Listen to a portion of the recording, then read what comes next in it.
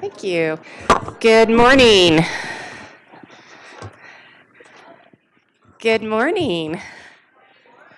Okay, you guys can do better than that. Thank you. I know.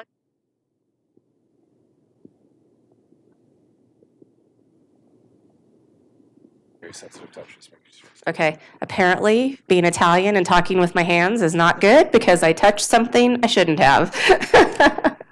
Thank you for joining us this morning at the Fall Education Summit for Rocky Mountain MS Center. My name is Gina Hensrud, and I'm the CEO of the center. And pardon my voice this morning. There's a few of us fighting whatever crud is going around, so bear with us. We appreciate you being here on this Saturday morning, and on behalf of our entire team, we'd like to welcome you to the Anschutz Medical Campus this morning. I'd also like to take a moment to welcome our online viewers. We continue to see more and more people tuning in for our live stream broadcast. We have folks from nearly all 50 states and several countries joining us this morning, so that's exciting, as well as all of you in the room today. We also have a presenter joining us today from California, so it's exciting to find new ways to incorporate technology and grow, and so all goes well, hopefully, with that. Today, you're going to hear from 4 of our neurologists and 3 MS specialists about a wide range of topics, including the biology of MS, weighing the risks of DMTs, how the conversation about types of MS is changing, and what's important for you to do beyond your DMT, including what future MS research looks like as well. I'd like to take a moment to thank our exhibitors today. We have Biogen, EMD Serono, Genentech, Novartis Pharmaceuticals, and Sanofi Genzyme. Hopefully you'll have time to look at the display tables outside. In addition, today we have patient education grants and sponsorships from Genentech, Biogen, Novartis Pharmaceuticals, and Celgene. And I appreciate you joining me in thanking them, because it's because of that support that we're able to continue to offer these free of charge. And so it's really important that we continue to have that support. I would like to take a moment to thank our MS team, our staff team that works so hard to put this together, especially Pete and Kelsey, who do a lot behind the scenes to make sure that all goes well for all of us today. So thank you all. And now I'd like to introduce Carrie Chahovic. Carrie is our Senior Director of Programs. One important aspect of her job is to be the liaison between the Rocky Mountain MS Center nonprofit programs in Westminster and the clinic and research teams here at Anschutz. This allows our organization to be very responsive to the educational needs of our patients and to the MS community as a whole. The partnership between the nonprofit and the university is unique and fundamental to our mission. Together, we leverage the expertise and decades of experience of our MS specialists. With this strong partnership, our team is able to provide comprehensive care, support, and education to individuals and families throughout their entire MS journey. We hope you'll leave here today with some new insights, information to think about or discuss with your family, and some strategies to try at home. Thank you and enjoy your morning. Good morning and welcome, everyone. So great to see you all here and online. Thank you for joining us. As Gina mentioned, we'll be hearing from many MS experts this morning, and we'll conclude the day with a question and answer panel. There are index cards that you'll see on your table, so be sure to, as you're listening to the presentations, write down any questions that you have for the speakers, because we will have the Q&A panel, and that will be the time where they will be able to answer your questions that come up. When you write those down, there are volunteers that will be available to take those cards from you throughout the event. So just hold those up and a volunteer will be around to collect those. If you're watching live on our YouTube channel this morning, you can also submit questions, and you do that by submitting those in the comment box on your screen as you're viewing the YouTube channel. We will have 2 breaks during the program, and these breaks are an opportunity to enjoy refreshments, to connect with your fellow attendees, and to visit our exhibitors. The complete PowerPoints and the recording of this entire summit will be posted on our website at mscenter.org. And finally, just a few logistics before we kick off our presentations. Please do be sure to silence or power down your mobile devices. And restrooms are located outside the auditorium and down the hall, the short hallway. And there's also a second set of restrooms on the first floor. If you have any questions at all throughout the day about the work that we do here at the Rocky Mountain MS Center, please feel free to speak with any one of our staff members. We're all wearing name tags so that hopefully we're easy to find, and please don't hesitate to ask any questions that come up about our programs and services. With that, I would love to welcome Dr. Terry Schreiner to the podium.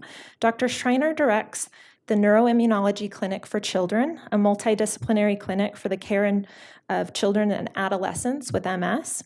She sees pediatric patients at Children's Hospital Colorado and sees both adults and children with neuroimmunologic disorders at the Rocky Mountain MS Center at University of Colorado. And today, she's going to kick off our presentations by talking about the biology of MS. So we're so glad to welcome her to the podium.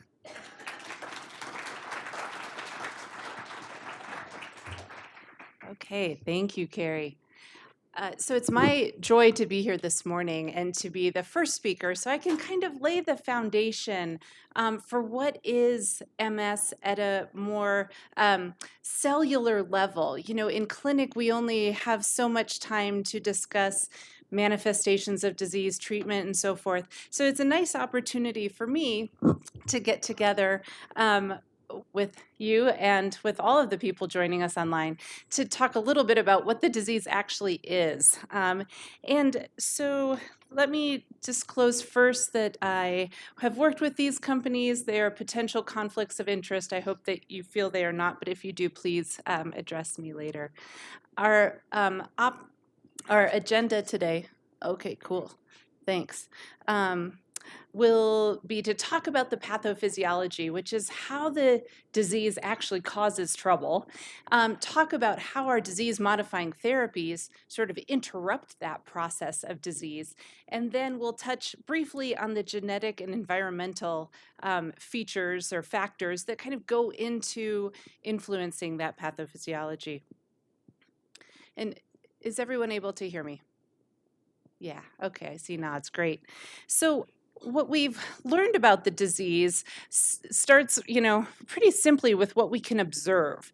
So we see that there are plaques here in the periventricular area.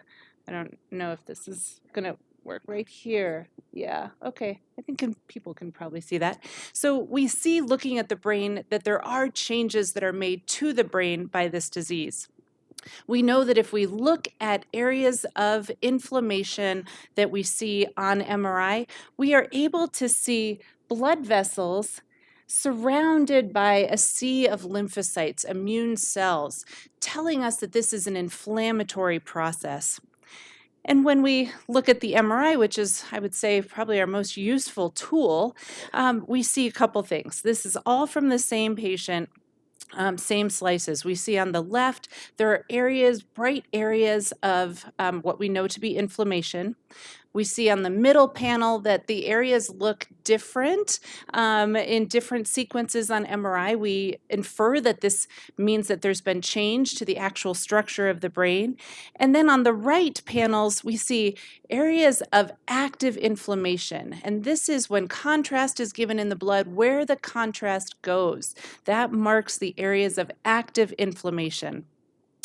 So we have all of this characterizing the disease, and we know that fundamentally we have patients who have a genetic and environmental background to development of the disease. So we're going to talk about that. Specifically, what happens here to take the central nervous system, create an immune dysfunction that then attacks the central nervous system and results in this disease. And what I'd like to point out is MS is a heterogeneous disorder. That means that everybody with MS is going to look a little different from everybody else with MS. But there is a common biology shared among the disease that is similar to those at the early stages of disease, the middle, and the later stages. And so while everybody is going to look a little different and have a different manifestation of disease, we believe that the pathophysiology for all stages is the same. And I'm going to take some liberties as a neurologist and say that today we're going to talk about the central nervous system, which is the brain, the spinal cord, and the optic nerves. And I'm going to refer to that as the central nervous system, the CNS. And then my liberty is I'm just going to say the periphery for everything else. So obviously our human body is very complex, but I'm going to make those distinctions as we go through the talk. Now, in order to talk about MS, we have to talk about two body systems, though. We have to talk about the immune system, and I'll get to that next. But we're going to start by talking about the central nervous system and the cells within it, because that is the foundation of where the disease occurs.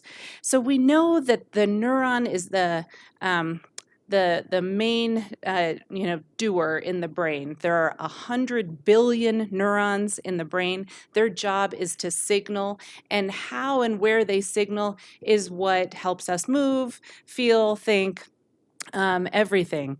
We know that signals transfer along these axons, these very, very large, long, well, rather long appendages. The signals travel better when they're coated with myelin.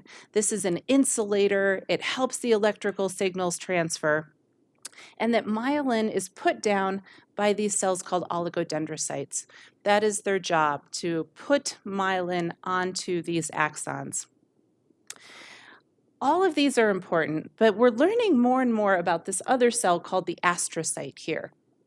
The job of the astrocyte is to create a nutrient-rich environment for the neurons, to give them what they need, support them. They also support the oligodendrocytes, and there are 5 times as many astrocytes as there are neurons in the brain. So 500 billion astrocytes. This is an important player as we talk about the pathology. So I want you all to just think about, where you feel supported. This is the job of the astrocytes, make everything function a little bit better. To me, I think of them as sort of like a spa-like environment. That's their job, create the spa. And they also create the blood-brain barrier, and this is important. So what this image on the right shows is a cross-section of a capillary with the astrocytes surrounding that capillary. The astrocytes help to build this wall that separates the blood from the brain. And that is important because this is an evolutionary tactic to prevent our brain from things that can flow through our blood and cause our bodies to be ill, but we don't want them to get into our brain. When this blood-brain barrier is disrupted, there's permeability. That means that things, including immune cells in the blood, can get into the brain. So again, astrocytes, very important. Now let's talk about the immune system. The immune system is very complex, and every cell within the immune system interacts with every other cell. And that, from a diagram standpoint, can be a crazy mess. So what I've chosen is this cartoon, which is simplistic, but I think is illustrative of sort of the main players in the immune system when we talk about MS. I'll give a nod to the fact that we have an external system, including our skin, which helps to keep us protected from pathogens. But what we're really going to talk about is this internal immune system comprised of all these different cells of the immune system.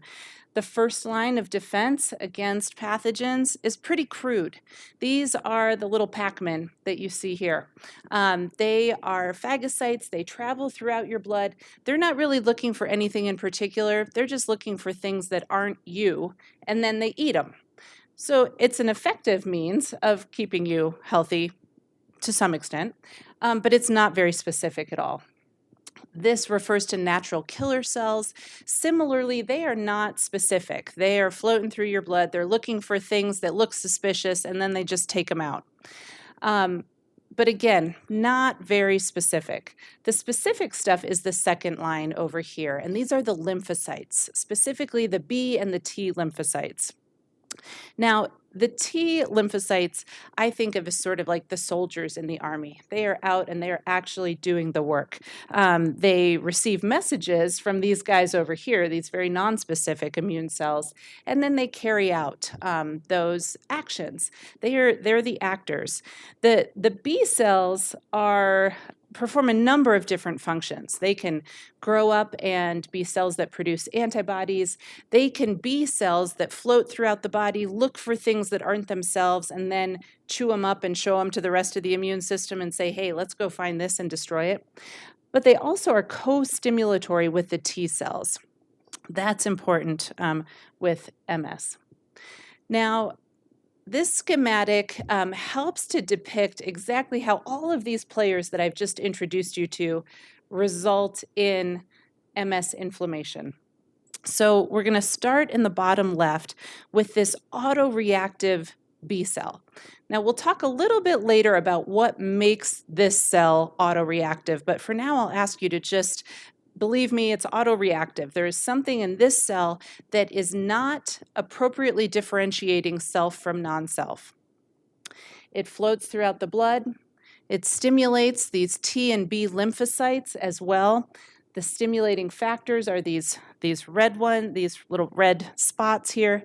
They cross into the brain, which is depicted by this blue area, secrete more cytokines. These are more signals that say, go, go, go, let's go attack. And then they get to the astrocytes. And those astrocytes, again, are like creating the spa-like environment for our neurons. They get inflamed. They are no longer spa-like. This is no longer a relaxing place to be. In fact, they start to have downstream effects, including damaging the oligodendrocytes, which affects the myelin, which then can affect the axon of the nerve. And so this is how we get to a place where we see axonal damage, demyelination, and neurodegeneration, because sometimes the damage is so severe that this neuron is affected. That's a multiple step process. We're going to continue to talk through it as we go through how the DMTs work.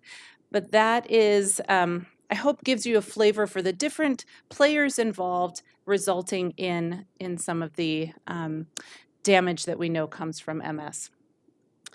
I'm going to use the same schematic now to go through our disease-modifying therapies briefly to illustrate how they work in this model of MS that I've put up here.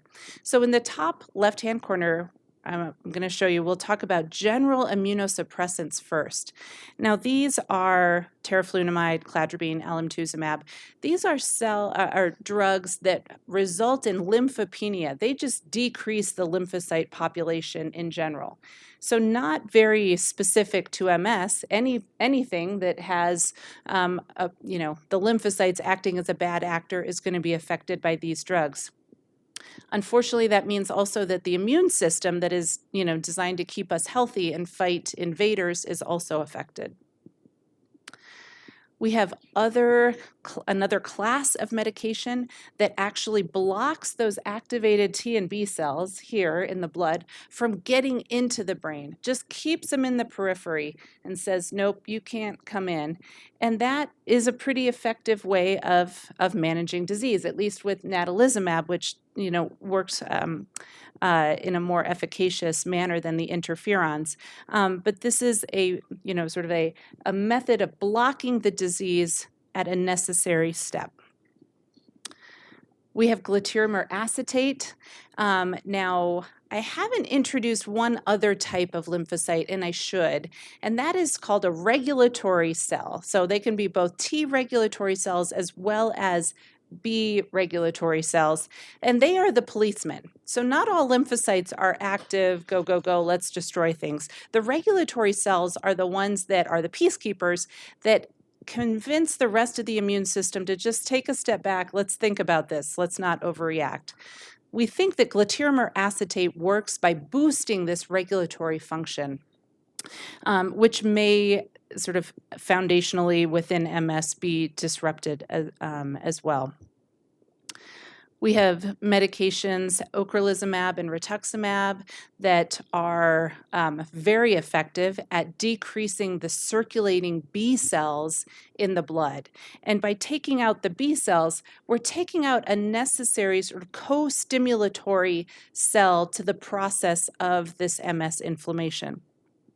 Now, I will say rituximab is not FDA approved for MS. ocrelizumab is, we use them both. They work very similarly, but the rituximab is not FDA approved for MS.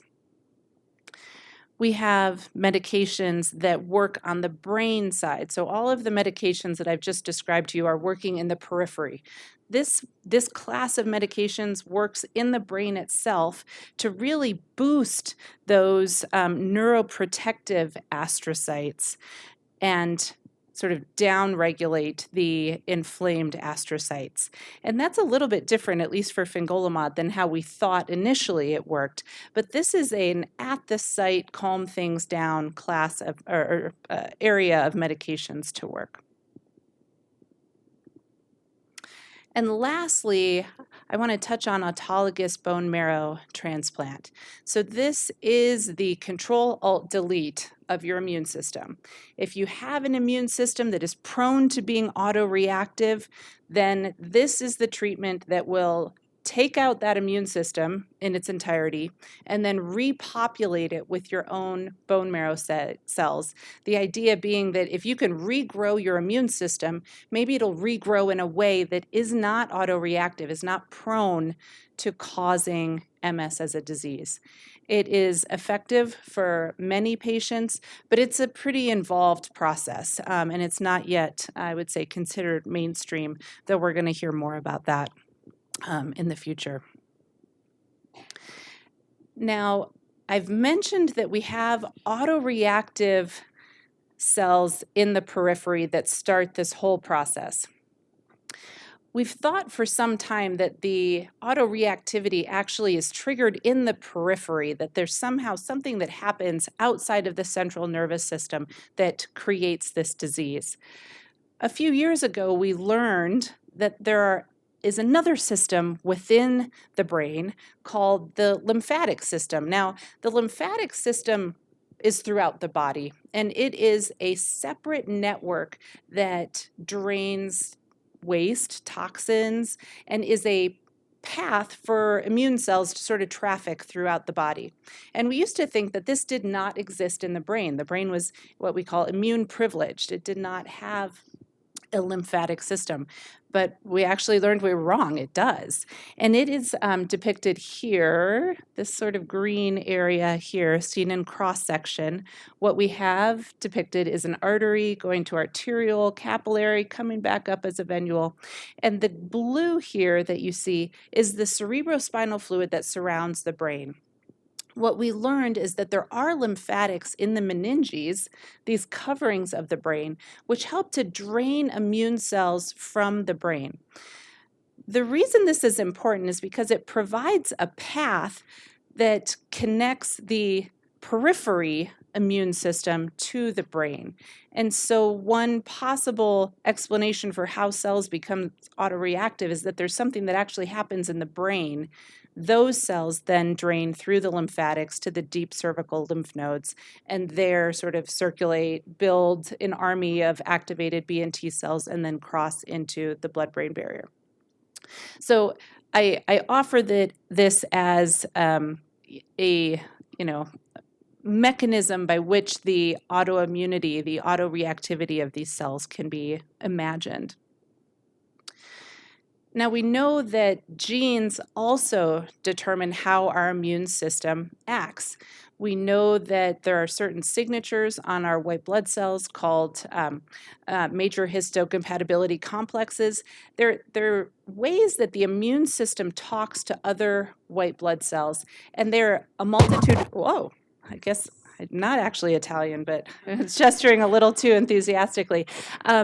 There are particular types of MHC histocompatibility complexes, molecules, these things that allow white blood cells to talk to each other. And there's one type in particular that is disproportionately represented in patients with MS. So this is one example of how genes or genetics can influence our immune system.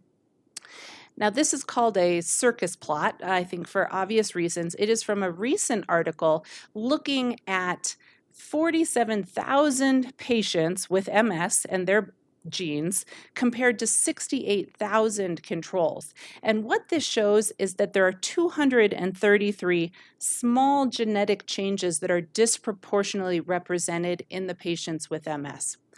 So, what do those genetic changes do? Well, they do a lot of things, but they also influence your immune cells, the B and T lymphocytes that we've talked about, the natural killer cells, myeloid cells. The genetics influence the behavior of all of those cells. So this is far from being a complete picture of how the genetics influence disease. 233 is a lot. We don't see a slam dunk here, but we do see evidence that this is contributing to how the immune system functions or dysfunctions in multiple sclerosis. Now, environmental factors also influence the immune system. Let's talk for a minute on that. There are many, and if you have come to these sessions in the past, even if you're joining for the first time, you may have heard of these things in reading and talking with others. These are things that are not inherited, but are factors that we believe to be important in the development of MS. So the first one is the gut microbiome, and this refers to all the bacteria, everything living in your gut. Well, why does that matter? Well, it turns out 80% of your immune cells are in the gut. And so the bacterial environment and other pathogen environment in your gut and how that interacts with your immune system in the gut actually may have influences on how the immune system functions in its entirety. We don't know exactly how or why yet, but we know that the gut microbiome of patients with MS is different than the gut microbiome of household contacts. So even people who are presumably in the same environment, eating the same or similar foods, have a different bacterial environment in their gut than their family members. So that is an area of a lot of research. Chemical exposures we know are important. There have been studies in adult MS looking at proximity to major highways in terms of air pollution being a factor for MS.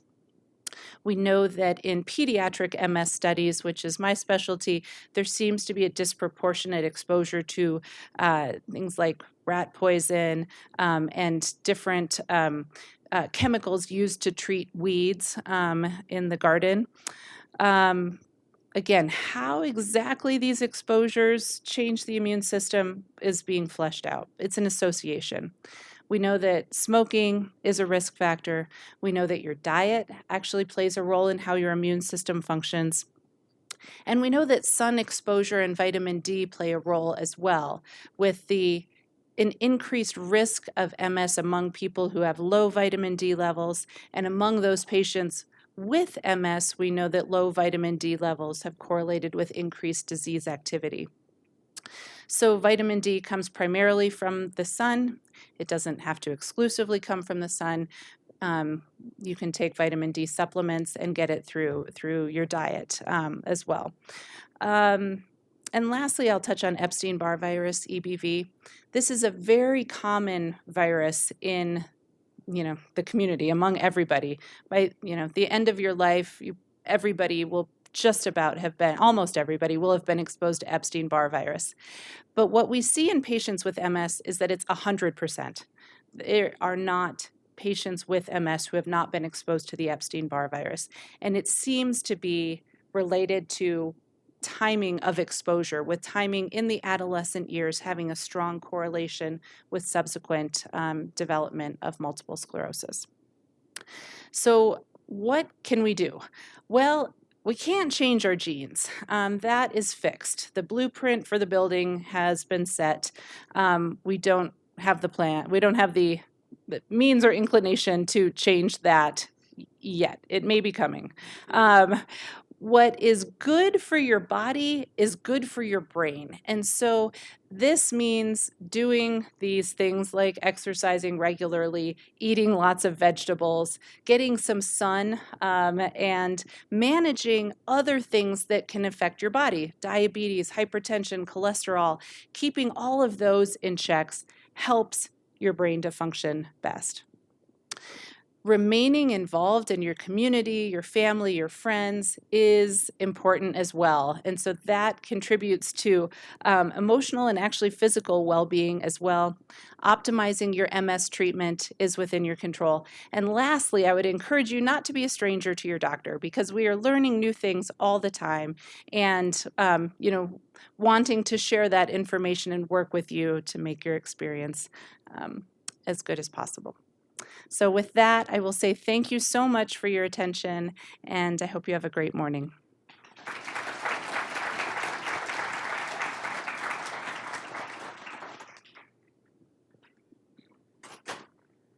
Thank you so much, Dr. Schreiner.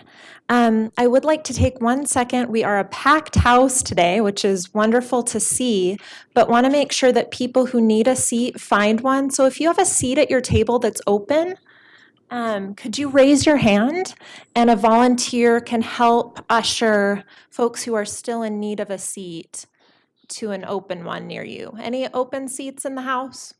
Oh, we've got a couple. One over there, one over here. Thank you all for your patience in finding space today. With that, I would also like to call your attention to a very important item in your packet, and that's the evaluation form. It's right in your packet and it's blue.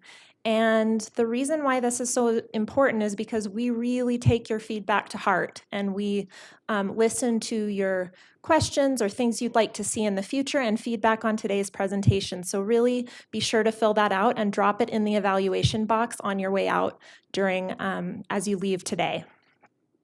Next, please join me in welcoming Dr. Robert Gross. Dr. Gross divides his time between patient care, teaching, and clinical research. His research interests include the identification of biomarkers associated with treatment response in MS and the establishment of prospective databases to aid in prognostication. Dr. Gross will be exploring types of risk and how people should think about risk in the context of MS treatments. Please join me in welcoming Dr. Gross to the podium.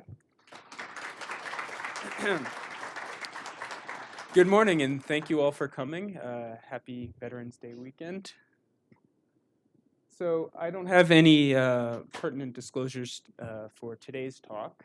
Our topic is risks associated with disease-modifying therapies, and so these are our MS disease-modifying therapies, or at least they were, I thought, current, but that we're getting new ones all the time, so this might not be current anymore. But what I wanted to do with today's talk is, rather than kind of enumerate all of the specific side effects associated with each one of these different disease-modifying therapies, like at the end of a prescription drug commercial, you might get this.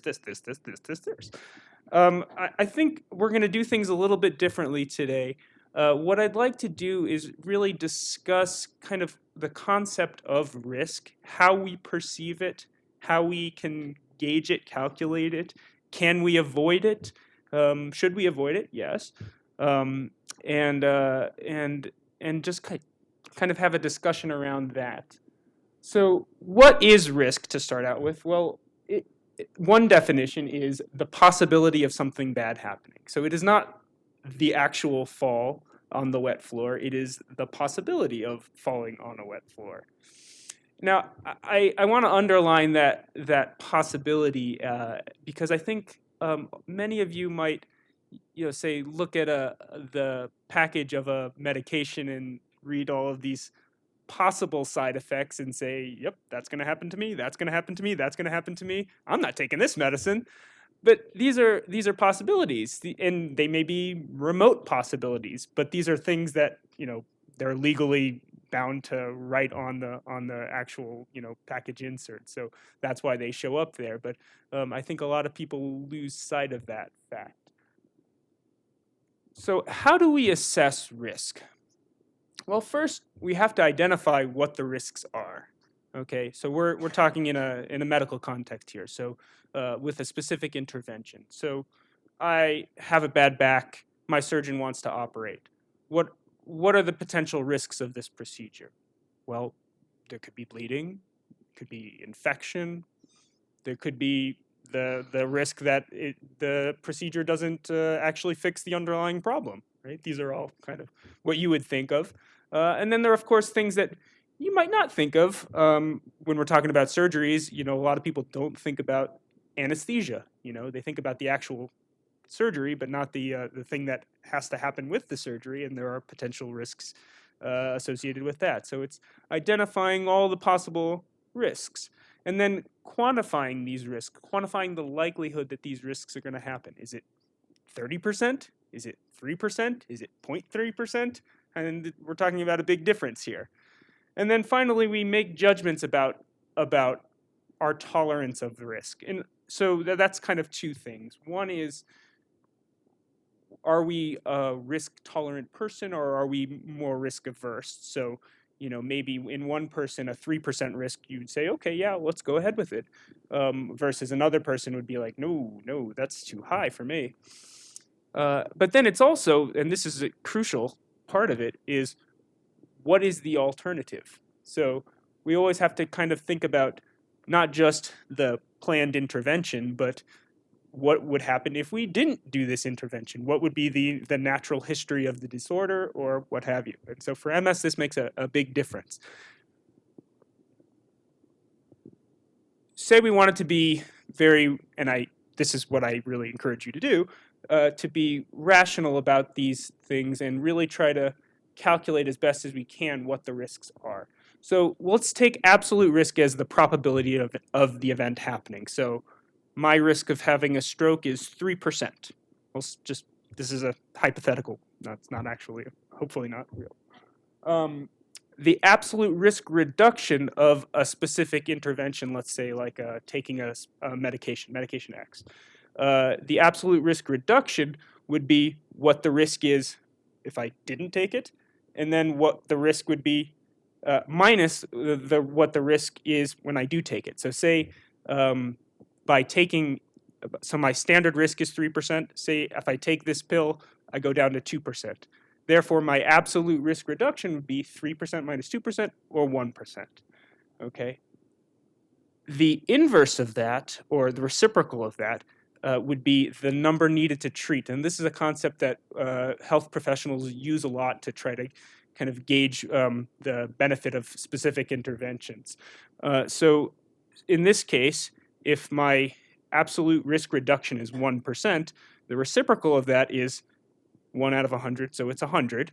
So in other words, I would need to treat 100 people with this particular medicine in order to save one person from having a stroke, right?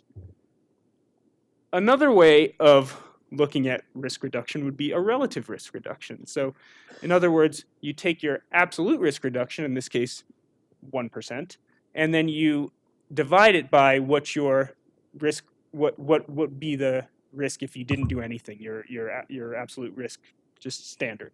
So in this case, it would be 1% divided by 3%, or 33%. So I would reduce, relatively speaking, I would reduce my risk by a third, right? That's a different way of framing it, and we'll kind of get into framing in a little bit. But as you can see, there are different ways that we can think about and express what our risks, how our risks would change with specific interventions.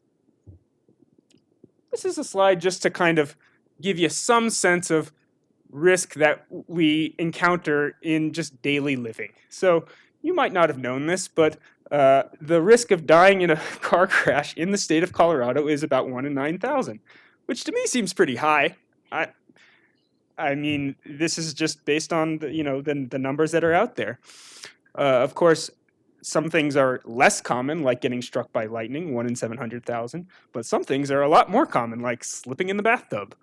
But that's not slipping and dying in the bathtub, but slipping in the bathtub and injuring yourself.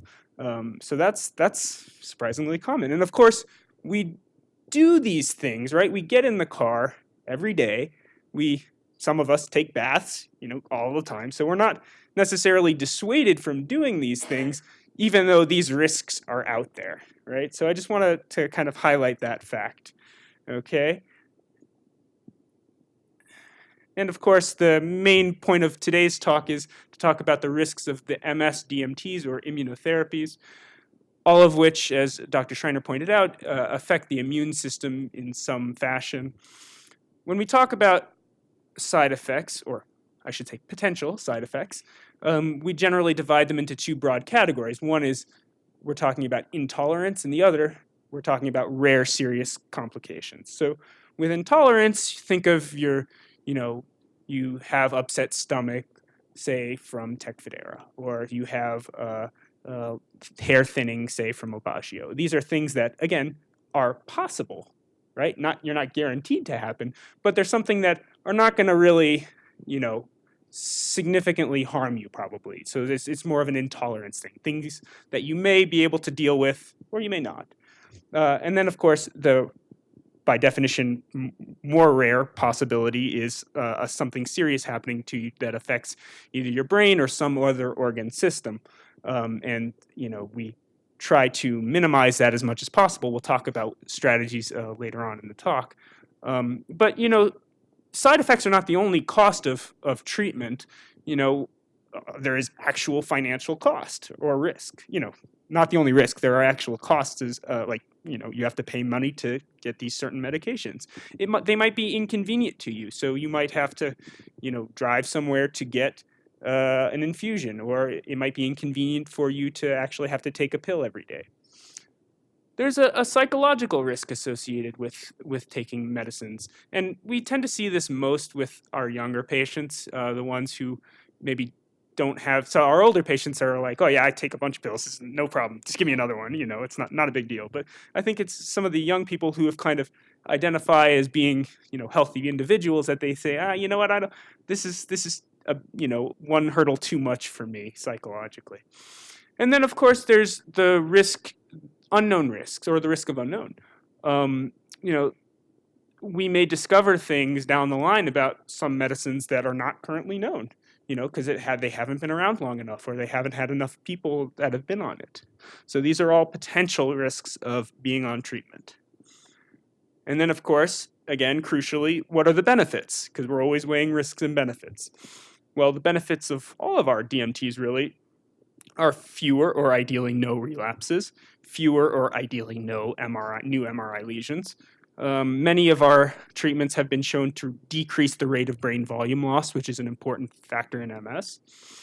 And several, especially our highly effective medications, have been shown to decrease disability accrual over time. Some of them, and this is not something that we used to even really think about or include in studies, is kind of how these treatments actually make you feel. But we are starting to hear about some of them, particularly, again, our very highly effective ones, that seem to make some people come back and say, I feel just kind of better on this medicine. And could this be psychological? It could be, but it could also be something that's actually physiological that's happening in your body. Okay, so here's a slide that many of you have probably seen before, or if not, you may see later on in the day.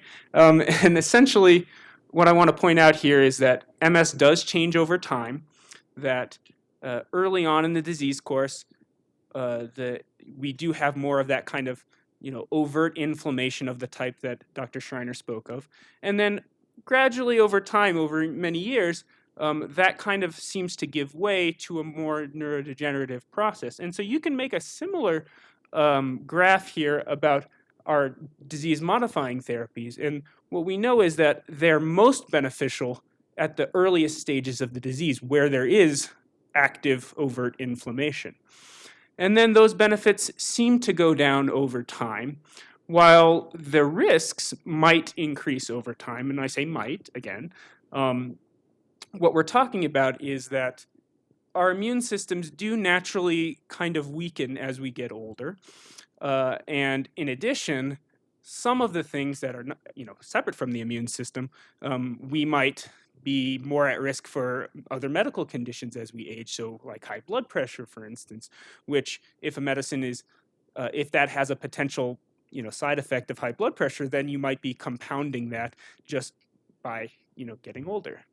And so at a certain point, these graphs seem to cross, and that might be the time at which it's no longer beneficial or it's no longer useful to continue treatment. We don't necessarily know when exactly that time is, but that's a subject of a study that we have ongoing called DISCO-MS.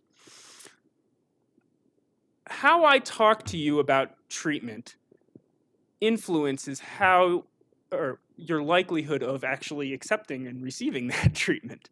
So if I were to, and there have been studies about this, if I were to say, we'll take our previous example, this medicine is going to decrease your risk of having something bad happen by 1% versus it's going to decrease your risk of having something bad happen by 1/3. What do you think you're more likely to choose? The third, right? Yeah, because that sounds more meaningful, even though in this case we're talking about the exact same intervention. Positive versus negative. This surgery is going to give you an 80% chance of survival versus this surgery is going to give you a 20% chance of dying. What do you think you'll pick? Your people are more likely, it's been shown in studies, to go with the ones where they're expressed in positive numbers, the 80% chance of surviving. First versus last. So I spend my first 18 minutes of our conversation, okay, I've diagnosed you with MS, and I say, okay, here are some treatment options, and we're going to spend the first 18 minutes talking about all the potential side effects. And then we'll spend the last couple minutes talking about how these could be beneficial. You're going to leave my office and be like, I'm not taking that. Because you're thinking, why else is he telling me about all these potential side effects, and unless these are going to happen to me, right? So that's natural kind of human behavior. And I think we doctors, we health professionals, do this a lot more than we should. I think we should really lead with how these medicines are beneficial, and then afterwards, talk about what the potential side effects are. Opt-in versus opt-out. So in modern medicine, we're no longer kind of the old paternalistic model where doctor knows best and I'm going to say, okay, you're going to go on this medicine and that's it, no discussion. Now we have more of a shared decision-making model, but I can still frame it in such a way that, okay, you have MS, this is the medicine that I think you should go on, and unless you have any objections, kind of thing, right? So that would be kind of more of an opt-out. You have the option of opting out, but this is what I think we should do, kind of thing. Versus, here are some options. What do you want to do, right? So that there's a difference in that, and I have more of an ability to kind of influence what your treatment choice is with the opt-out method, right?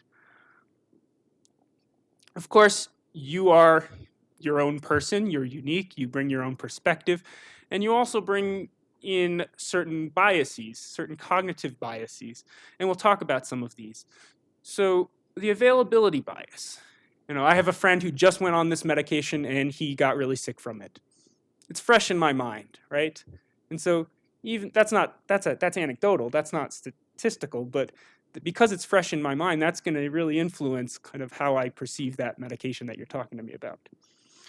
On the other hand, I've got three friends who are taking this medicine and they're all doing great. So I think it's going to work great for me. Well, maybe not. That doesn't necessarily follow, but they might be the only 3 people in the world who are doing well on that particular medicine. But that's one of the other biases that we bring, this kind of bandwagon.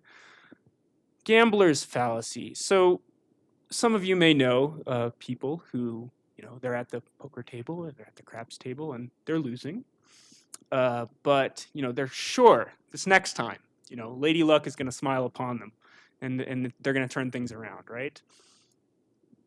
No, not necessarily. What I see is actually kind of the reverse of that.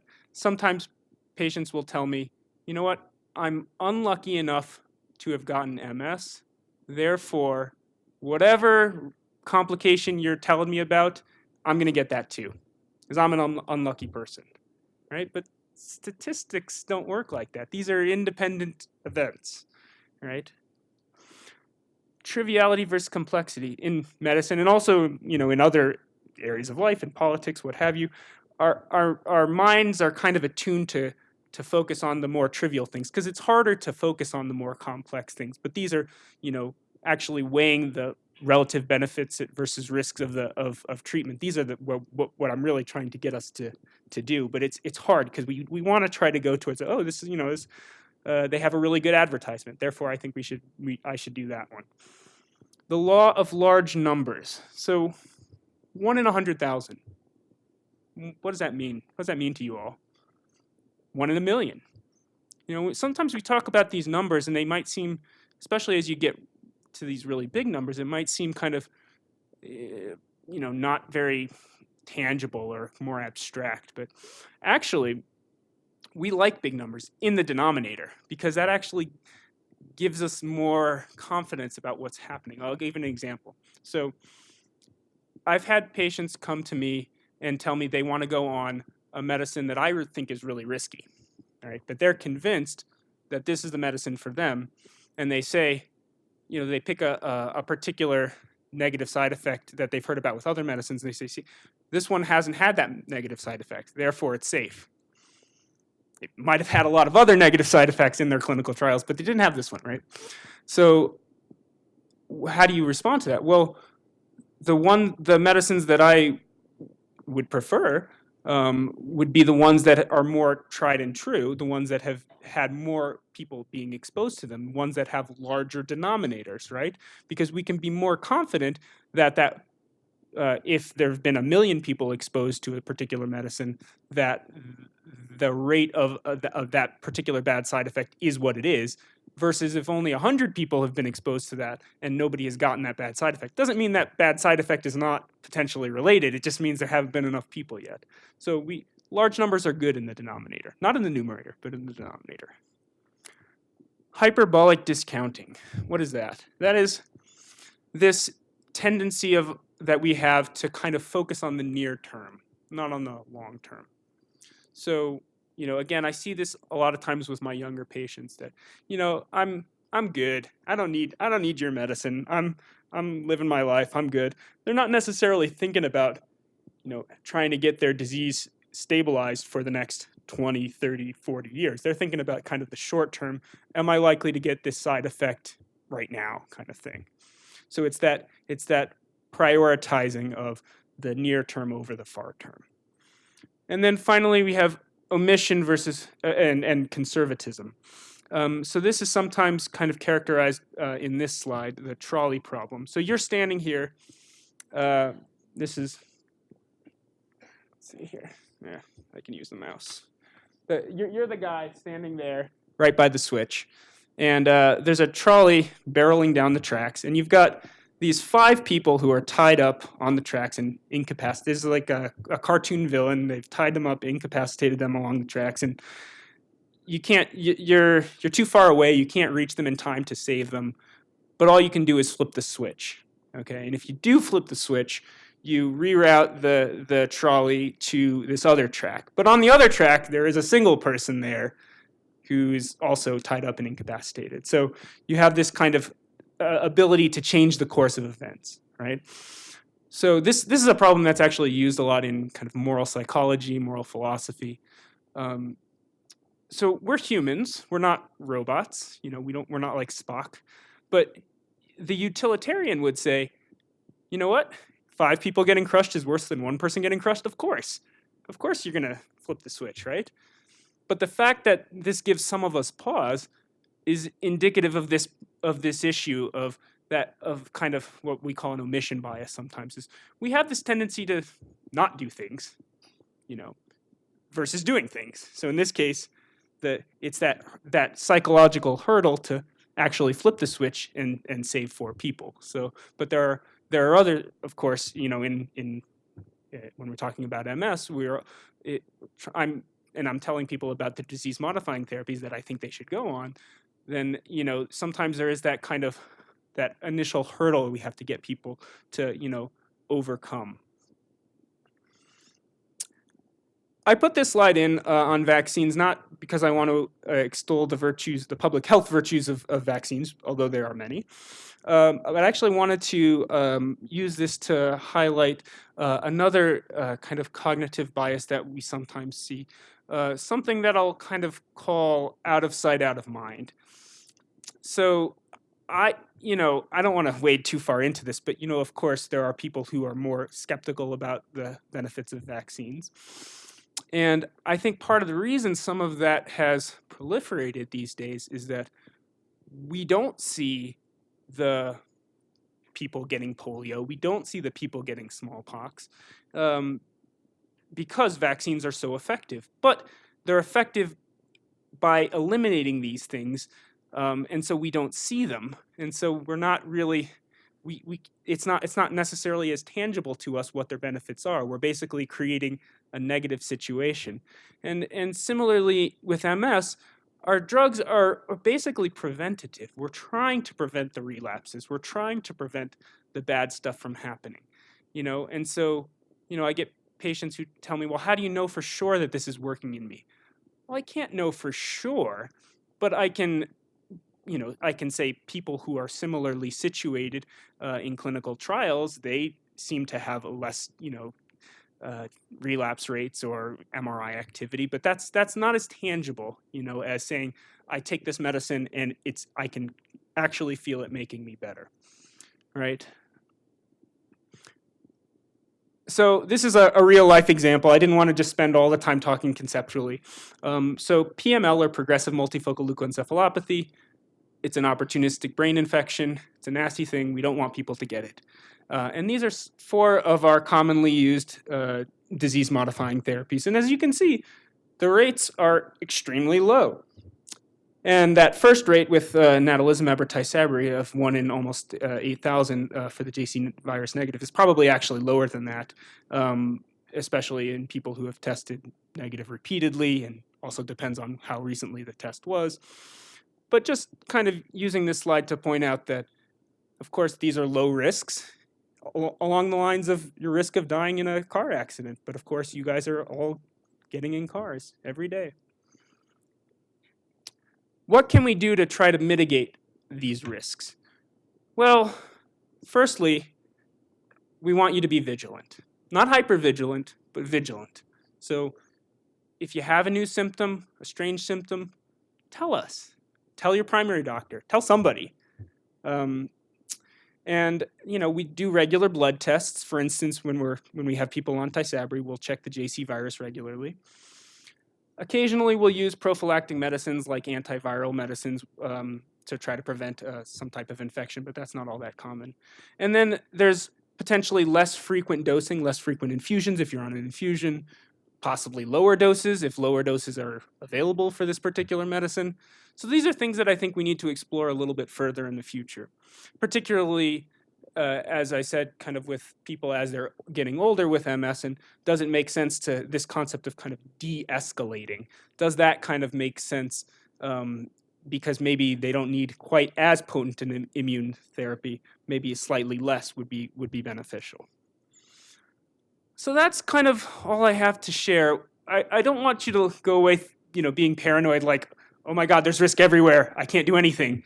I want you to be able to think about risk in a kind of rational, methodical way, and see that you're already doing it. I just, sometimes we let our biases kind of become too powerful, and we don't think about things rationally enough. So that's what I would encourage you to do. All right, thank you very much.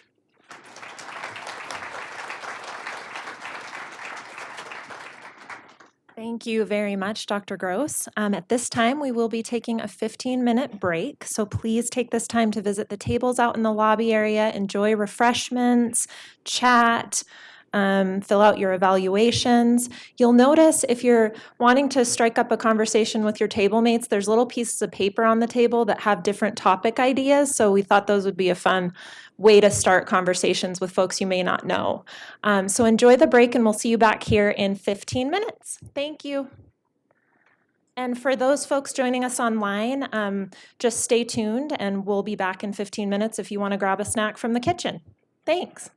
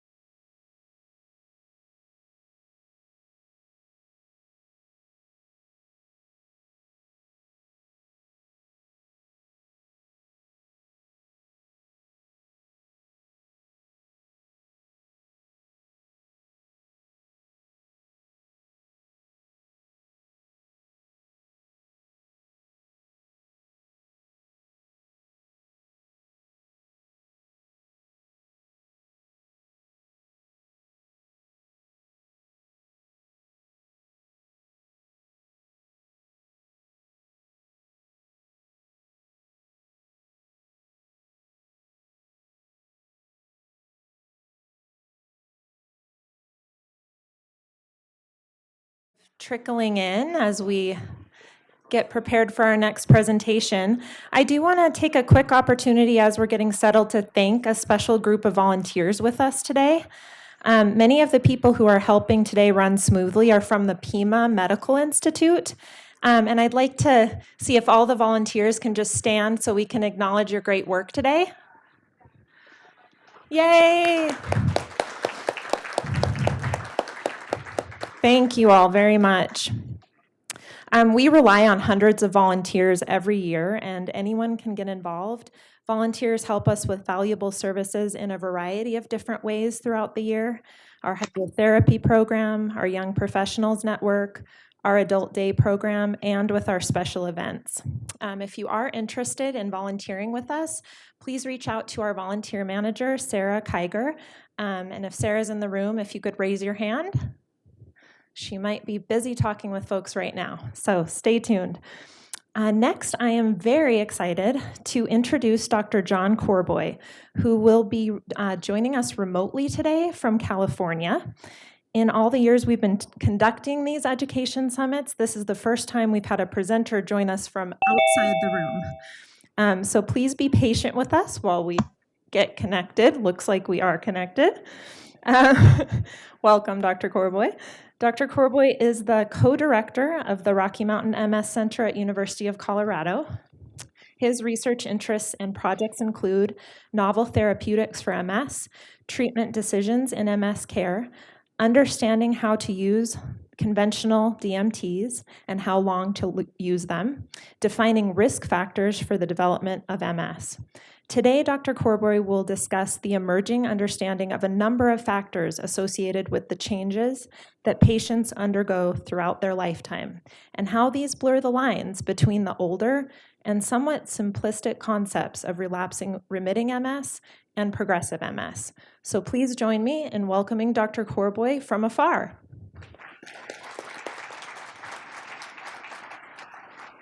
Hi, thank you and good morning. I hope everyone is doing well this morning, and thank you very much for coming out on a nice day. It's beautiful here in Northern California, and I will be sharing my screen here with everybody in a moment. Let me just get it sort of set up, and give me a moment to actually, sorry, I was looking at this earlier. I have to go backwards a little bit. Hang on one sec. Let's go to the first slide, not the last slide. That's always better. All right. So my job today is to talk about some of the terms that we frequently use in multiple sclerosis and how they have maybe changed over time and what role they play going forward, or what role really all the things that will replace them will play going forward. And so the topic is, as noted here, relapsing versus progressive MS is an old concept. What's replacing it? And here are my disclosures, none of which are really relevant, I don't think, to what we're talking about today. And what we'll be talking about in a big sense are phenotypes. What are phenotypes? Phenotypes are the set of observable characteristics of an individual resulting from the interaction of its genotype or gene characteristics with all the things that they interact with in the environment. And so the phenotype is what we think of as what anybody could see just looking at you. Blonde hair, blue eyes, green eyes, dark skin, light skin, any just observable characteristic such as that. And in the old terminology, the really old terminology, we really sort of separated MS into two broad categories: relapsing remitting MS, which referred to individuals who would have acute attacks that come on over hours of days, last days to weeks, and then remit in some fashion, in comparison to what was referred to then as chronic progressive MS. And this was anybody who had any amount of slow progression of their MS symptoms, but independent of these relapses. And there were these two broad categorizations that were used. And for many years, that's really what we thought of with regard to the phenotypes of MS. But in 1996, especially Fred Lublin and Steve Reingold from the National MS Society put together a group, an advisory committee on clinical trials in MS. And they wanted to try and figure out if there's some way to better characterize the phenotypes of MS, especially as it related to the clinical courses, but especially so as to enhance the homogeneity in clinical trials.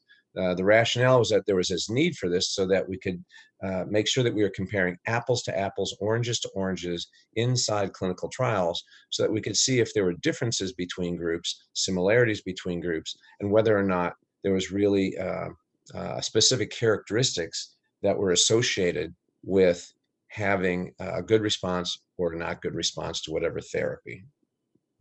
And in the 1996 definitions, we retained this concept of relapsing remitting MS, but split progressive MS, chronic progressive MS, into a couple of different categories, really three at this point. Secondary progressive MS for those individuals who started their time with MS with relapses, but morphed over time into primarily slow progression with or without relapses. Primary progressive MS, or progressive onset MS, in which individuals would have no obvious earlier relapses, but just started with slow progression. And then progressive relapsing MS. And progressive relapsing MS represented individuals who had both progression as well as relapses, and the progression and the relapse each might result in accruing of disability over time. In addition, for the first time, they at least broached the topic of whether or not there are versions of MS that might be benign or malignant, malignant being very early onset progression, severe progression, significant disability, and benign meaning those individuals who, even after a long period of time with MS, never really progressed to develop a significant amount of disability, especially compared to those with a substantial disability. It was felt then that there was not really a good way to determine who those people were, who couldn't even come up with definitions, and that never really caught on in 1996, and as we'll show, really never has caught on even to today. The importance of these distinctions, however, is that it allowed for separation of individuals for studies, and that was the main purpose. And as you can see in this graphic here, it was updated as well in 2013 as we learned new information, primarily coming from MRI scan activity, because MRIs became available in about 1985 or so commercially, and the amount of research activity related to MS and to the use of MRI scans exploded in the early 90s especially. And on the left, you can see for relapsing forms of MS, the 1996, and on the right, the 2013 definitions as we added new information. And what you see on the left is relapsing remitting MS with full recovery from relapses compared to those who had sequelae or leftover deficit after incomplete recovery. And this was felt to be an important distinction that perhaps would have an impact on long-term disability. In the 2013 version, there was a significant modification, and this concept of a clinically isolated syndrome was added. And what that represents is what we might have previously called the first attack of MS, an overt attack of, say, an optic neuritis with loss of vision, with pain in the eye, or maybe a transverse myelitis with numbness and tingling from the waist down, or perhaps from the chest down, from a spinal cord syndrome. That first attack, however, if it became followed by a second attack, we would then just simply call that relapsing remitting multiple sclerosis. That is, it was active, it had ongoing disease activity. If it was inactive or not active, we just continue to call it clinically isolated syndrome, or CIS. But in addition, if someone did have a second attack that we would then call so-called relapsing remitting MS, with 2 episodes of symptoms separated in space and time, if it was not active over a period of a year or 2 or longer, it would just be called not active. But if there are ongoing relapses, it would be called relapsing remitting MS active. The significance of this will become important later as we see how that plays a role in potential responses to therapies. In addition, of course, the progressive patients would be looked at as well. And the schema on the left is the 1996 description, and on the right, the 2013 description with disease modifiers of these phenotypes. And so we still have progressive disease with primary progressive or progressive accumulation of disability from onset at the top, and secondary progressive or progressive accumulation of disability after initial relapsing course on the bottom. But notably, you can see that patients may still be active. That is, they may have relapses in addition to ongoing slow progression. They may have active, may also be described as related to MRI scan activity. And they may have progression or not progression. And on the bottom, you can see on the bottom right, those who are not active, not having relapses, not having scan changes, and without progression, we would call that stable disease. So even though they may have shown some amount of progression over time, they now are not having either relapses, scan changes, or slow progression. And so the importance of this is that this suggests that there's a wide variety. There's not these rigid categories, but rather a wide variety of how MS is manifested, and that this may change over time. And so the importance of these changes are several. One is it distinctly recognizes clinically isolated syndrome. And much of the research related to this has to do with the utilization of MRI scan and now further biomarkers, either in blood, spinal fluid, or perhaps even in urine, in addition to those that are seen on the MRI scans, are being used to try to understand what is happening with these very early patients with a single event. And what do we gather from that, and how do we use that going forward to understand what might happen to that individual or that population like that over time. It still fails to recognize, so far at least, the so-called radiologic isolated syndrome. That is, individuals who have an MRI scan of the brain done for some other reason, perhaps a migraine, perhaps a head trauma. And then when you look at the scan, it looks remarkably like run-of-the-mill multiple sclerosis. And so, although it's conceivable that we will have more information about this, and I'll show a little bit in the next couple of slides, right now, radiologic isolated syndrome is not considered part of the sort of spectrum of multiple sclerosis as yet, at least formally by these definitions. It maintains the secondary and primary progressive MS as more alike than different. We've heard some discussions already this morning about some of this, and it's really hard to distinguish secondary progressive MS clinically, immunologically, radiologically, pathologically from primary progressive MS. The only major distinction is, did someone have a relapse before that occurred? The changes, this changes the concepts from prior relatively fixed phenotypes to more fluid, unpredictable, overlapping syndromes that occur not only between individuals, but also within an individual throughout their lifetime. And importantly, it recognizes the concept of inflammatory activity as relevant to the phenotype, including the role not just of relapses, but also of MRI scans.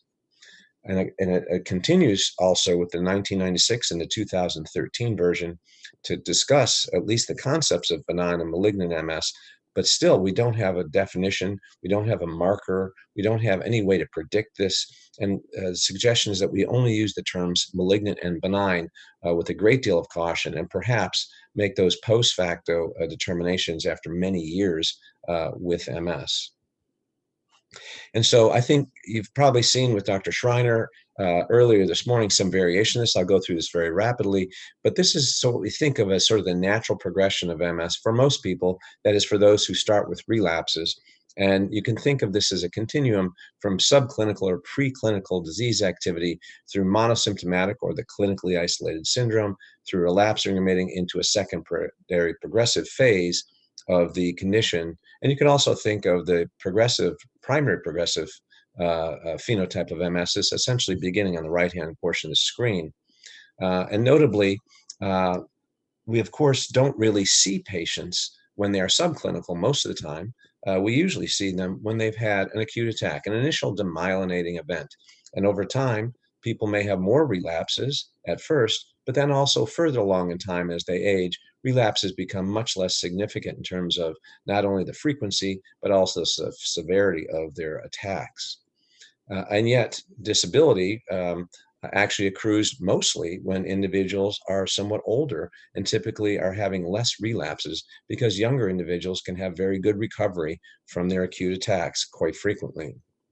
In addition, there's an accumulation of the little white dots on the brain scan, the so-called T2 lesions or flare lesions, and these continue to accumulate throughout the lifespan of many patients, noting that actually the number of them will diminish with time as the relapses do, but oftentimes they may enlarge, they may become confluent, and actually run into each other and become more distinct.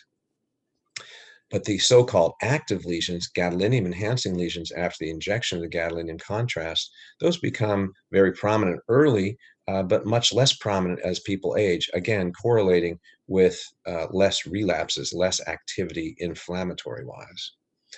We also know that cognitive impairment will be running along with progressive disability that we notice with walking and other characteristics more physically. And we also know the inverse of that is true. That is, brain volume, shrinkage of the brain and spine for that matter, will start early on with multiple sclerosis and will accumulate over time, as with aging, because everyone, as they age, will also have shrinkage of the brain and shrinkage of the spine. So this is more of an overlapping concept, and the changes that occur that gradually, subtly occur over time. And what's not included on the slide are changes that occur pathologically as well, that were somewhat discussed by Dr. Schreiner. So this begs a question. A very important question is, when does MS begin? Have we really figured out when MS begins? Many years ago, we'd say MS began when someone had their first attack, say an optic neuritis. But it's become abundantly clear in the last several years that there is what's referred to as an MS prodrome. These earlier symptoms that are quite nonspecific, not nearly as dramatic as what might be seen with an optic neuritis or a transverse myelitis, but which in retrospect are probably relevant, and which many of you here may really have said, oh, you know what, I really noticed that things were changing before I had my optic neuritis or transverse myelitis.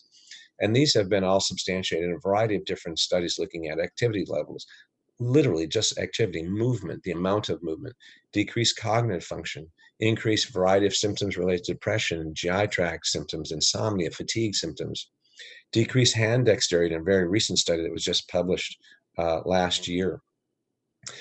Increased use of healthcare resources. Our Canadian friends have done a great deal of work looking at healthcare resource use, and this goes up prior to someone's first symptoms of MS. I've already talked about the radiologic isolated syndrome, and you can see even when people have no symptoms that are overtly related to MS, as I'll show in the next slide or two, that there is a decrease. Not only there's an increase not only in the lesions that look like run-of-the-mill MS, but there's a decrease in brain volume as well. And most recently, just a couple of weeks ago, a marker of damage to the nervous system, that is neurofilament light, which we've been studying for years in spinal fluid, but more recently with enhanced technology can measure this marker of damage to nerves in the serum, in the blood. This can be seen also in individuals prior to having their first symptoms, even up to 5 to 6 years prior to having their first symptoms. Excuse me. And so this prodrome, this early time, really suggests that MS probably begins prior to these first overt symptoms. So much so that there's now a study underway, excuse me, with dimethyl fumarate, Tecfidera, to treat radiologic isolated syndrome compared to placebo. And we will see if very, very, very early treatment, even before first typical symptoms, makes sense. And this is the study that I mentioned a moment ago, showing that total brain volume is diminished compared to individuals with subjective complaints who are age and sex matched, even in individuals with RIS, radiologic isolated syndrome, as well as clinically isolated syndrome. That is, these brain volume changes, pathological changes, occur early on, even before overt symptoms. And does this matter? It seems to matter. If you follow these individuals with radiologic isolated syndrome, over 2 to 5 years, about a third will develop clinical MS, but 91% will develop radiographic dissemination over 6 to 30 months. That is, they will have new lesions that look like further development of MS, even if they don't have clinical symptoms. And this is very similar to what we might see in the bottom right there, the ONTTs, the optic neuritis treatment trial, which showed a very similar kind of outcome. But we also know that some individuals will actually have a better or a worse outcome based on just some simple things that you can measure. One, just being male versus female. A second, having spinal cord involvement. Or a third, age. All are relevant. In the upper left-hand corner, looking at 451 individuals with so-called radiologic isolated syndrome. Spinal cord involvement separates the risk compared to those without spinal cord involvement.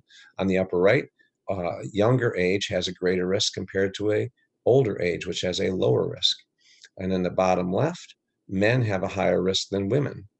If you look at these three factors together, if it's a man under the age of 37 who does have a spinal cord lesion, that individual has a high risk, even though they've never had any clinical symptoms of having an acute attack typical of MS in just a couple of years. Whereas if you're a woman over the age of 37 with no spinal cord involvement and an abnormal MRI that looks like MS, your risk is actually quite low.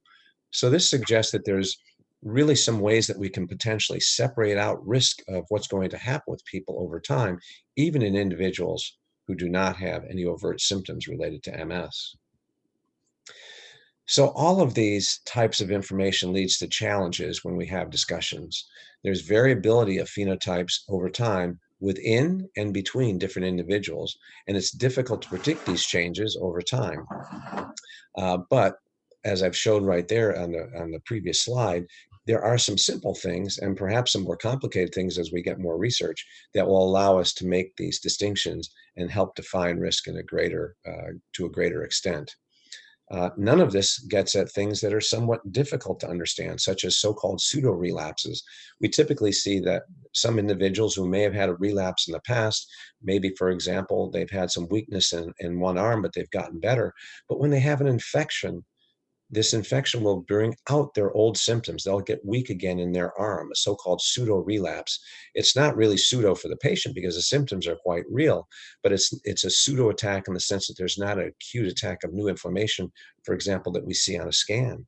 But some of our patients, especially older patients with significant disability, if they have a significant urinary tract infection, that will leave a mark. They will not necessarily go back to having the previous level of disability. They may have a significant change in their function, and we don't really have a way to understand what that means.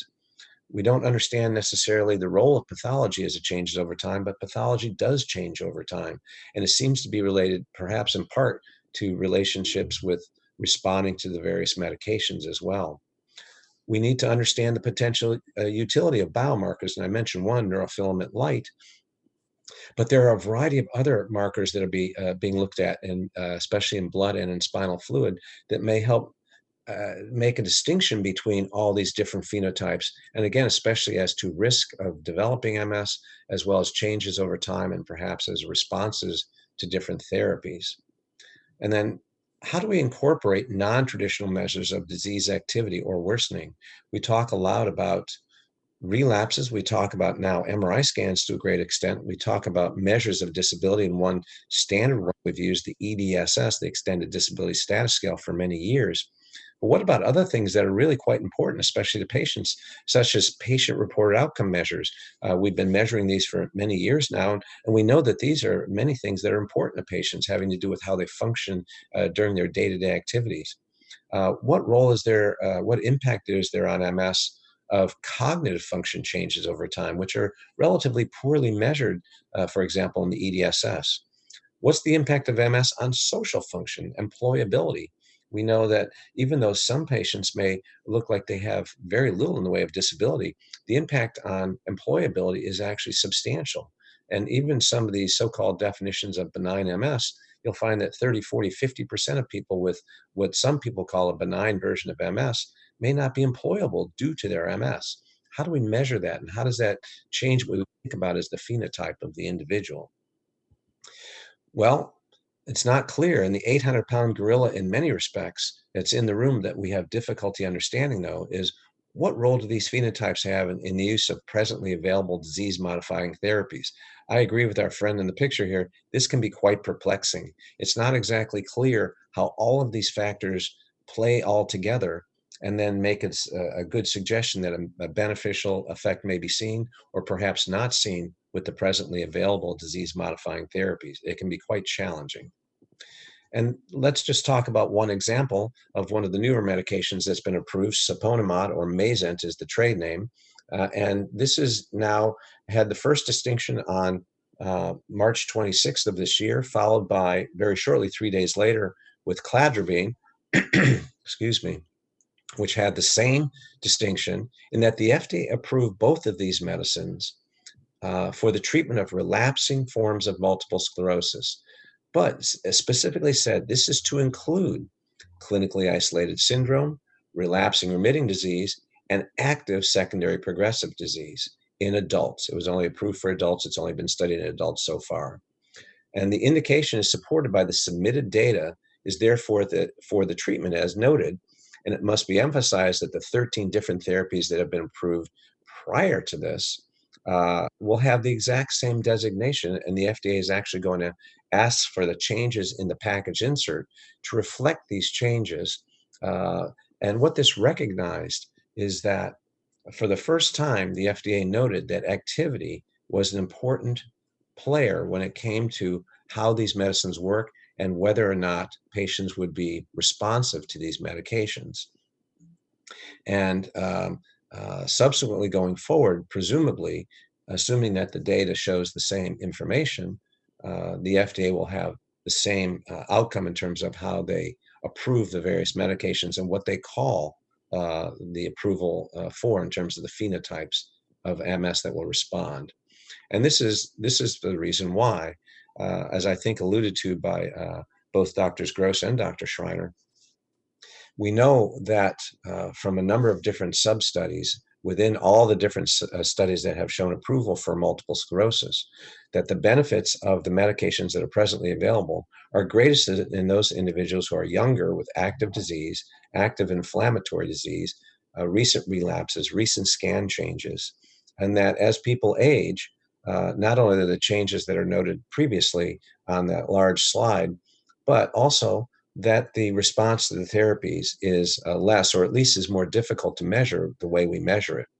And so subgroup analyses of individuals with so-called active disease, and defined in the Saponamod or Mayzent study as the presence of relapses in the last 2 years before screening, and or at least one enhancing lesion at baseline, does that make a difference compared to those individuals who do not have that, or compared to the general population of the study?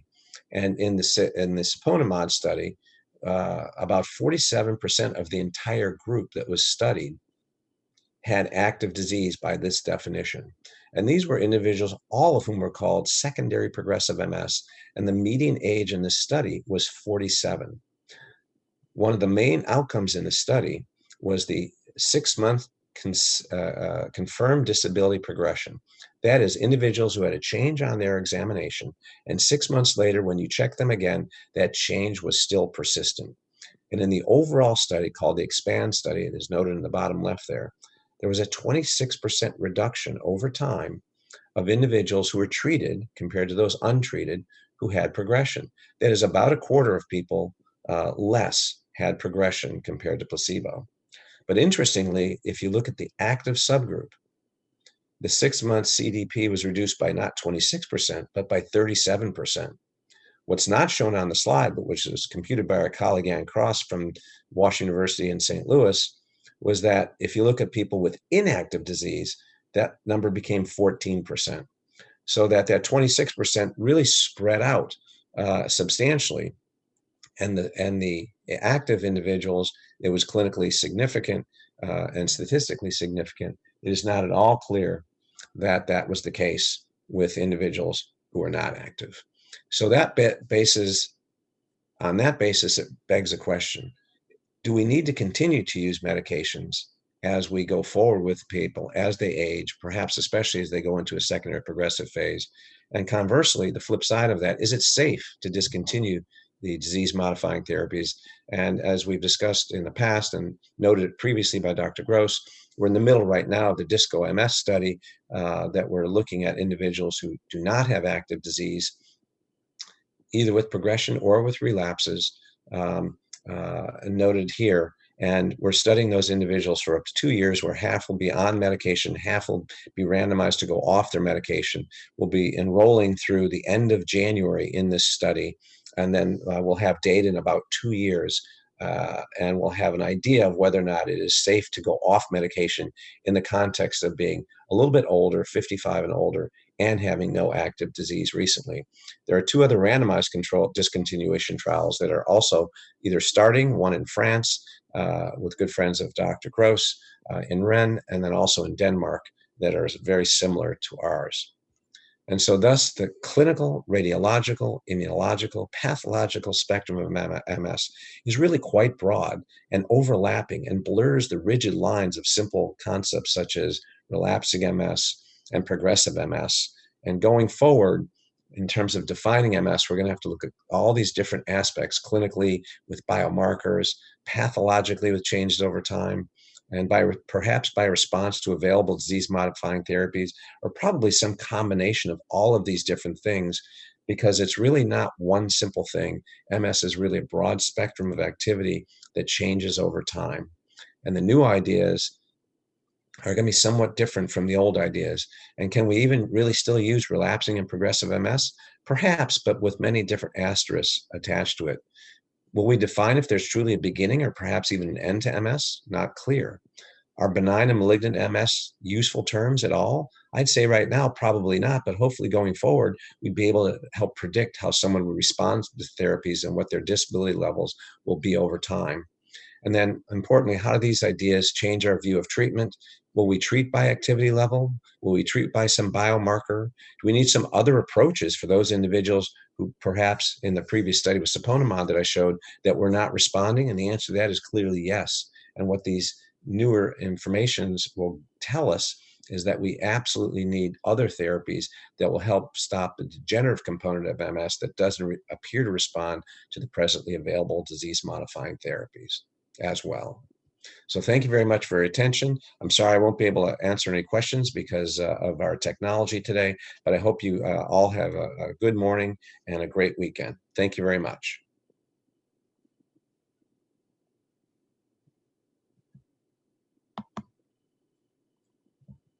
Thank you very much, Dr. Corboy, for that excellent presentation. I would now like to introduce a very special panel to the stage. We're going to have a panel discussion moderated by Dr. Timothy Vollmer. And the topic is Beyond Your DMT, How Can You Preserve Brain Health? Our contributors are Anastasia Wall, Tom Stewart, and Michelle King. And we'll, as we're setting up the stage here, our panelists and Dr. Vollmer will join us on the stage, and we'll let each panel introduce themselves. And I'd like to welcome our panelists to the stage. Thank you.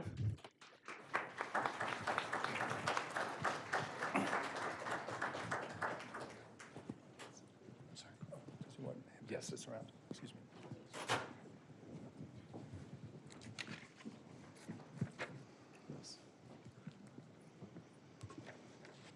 Okay. Well, welcome everybody.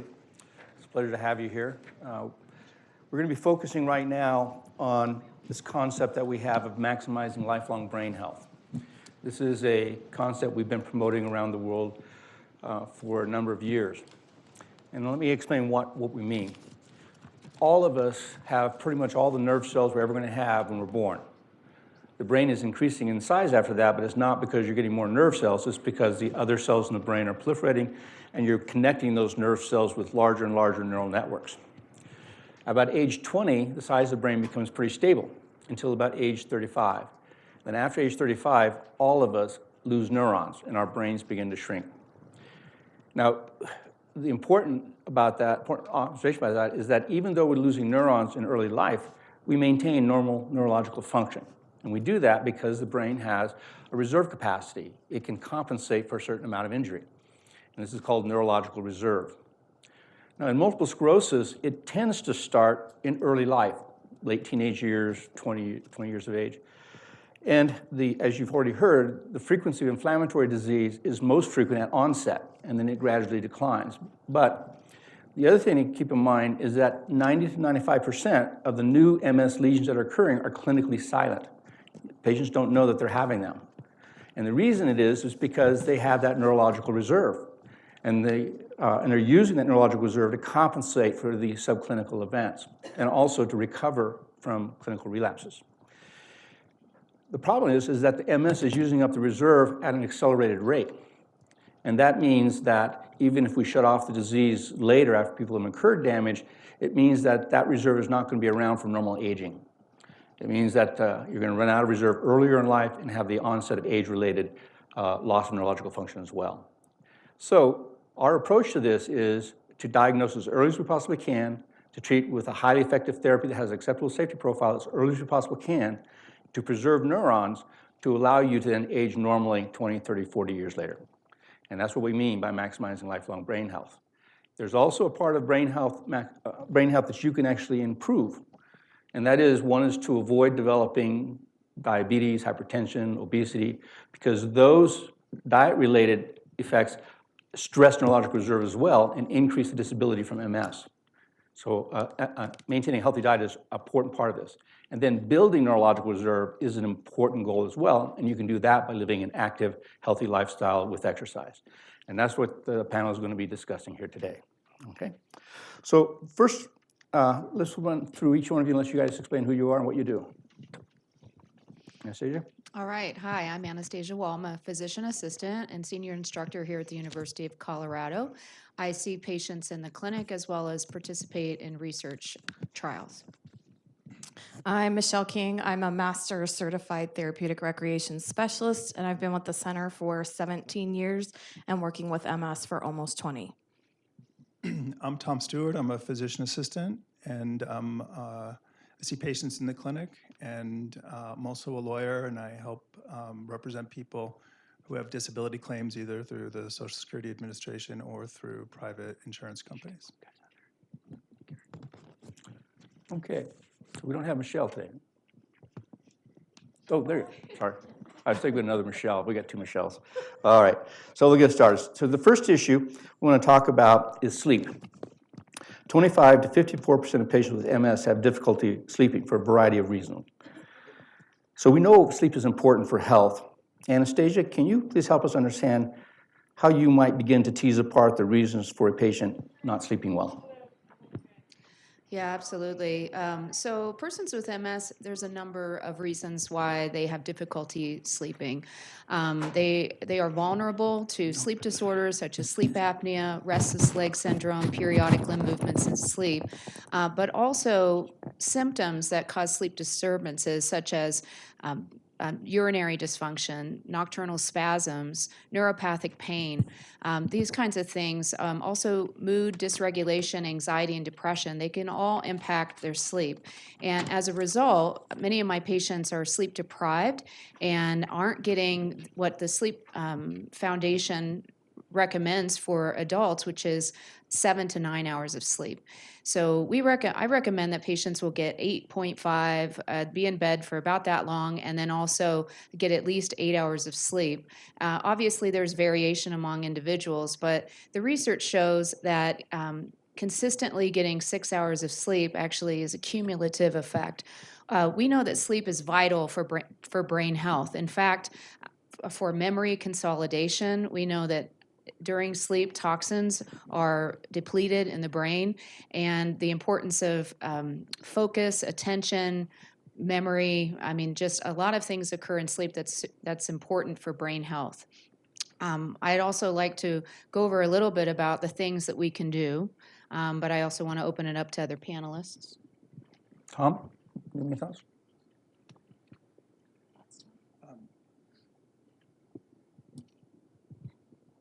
Would you repeat the question specifically? I'm sorry. So maybe ask you, how can someone have better sleep health, for example, related to sleep schedule, exercise, use of medications, routines, habits, meditation, mindfulness? Other than that list, no, I'm sorry, I'm not thinking of anything right now. I think a lot of people with MS are on stimulant medications, and of course, they're considered lowering the dose of those or the timing of those might help. Certainly exercise is the cornerstone of good sleep, and then if anyone hasn't looked yet, the National Institute of Health has a document that they refer to as sleep hygiene, and that's really fundamental to take a look at as maybe a first step for anyone who's experiencing sleep problems. Yeah, there are some specific tips that people can do. The first one is I liken it to junk food. So people will displace healthy nutrition for junk food that, although they can live on it, they're not getting the essential amino acids, vitamins, and minerals that come directly from food.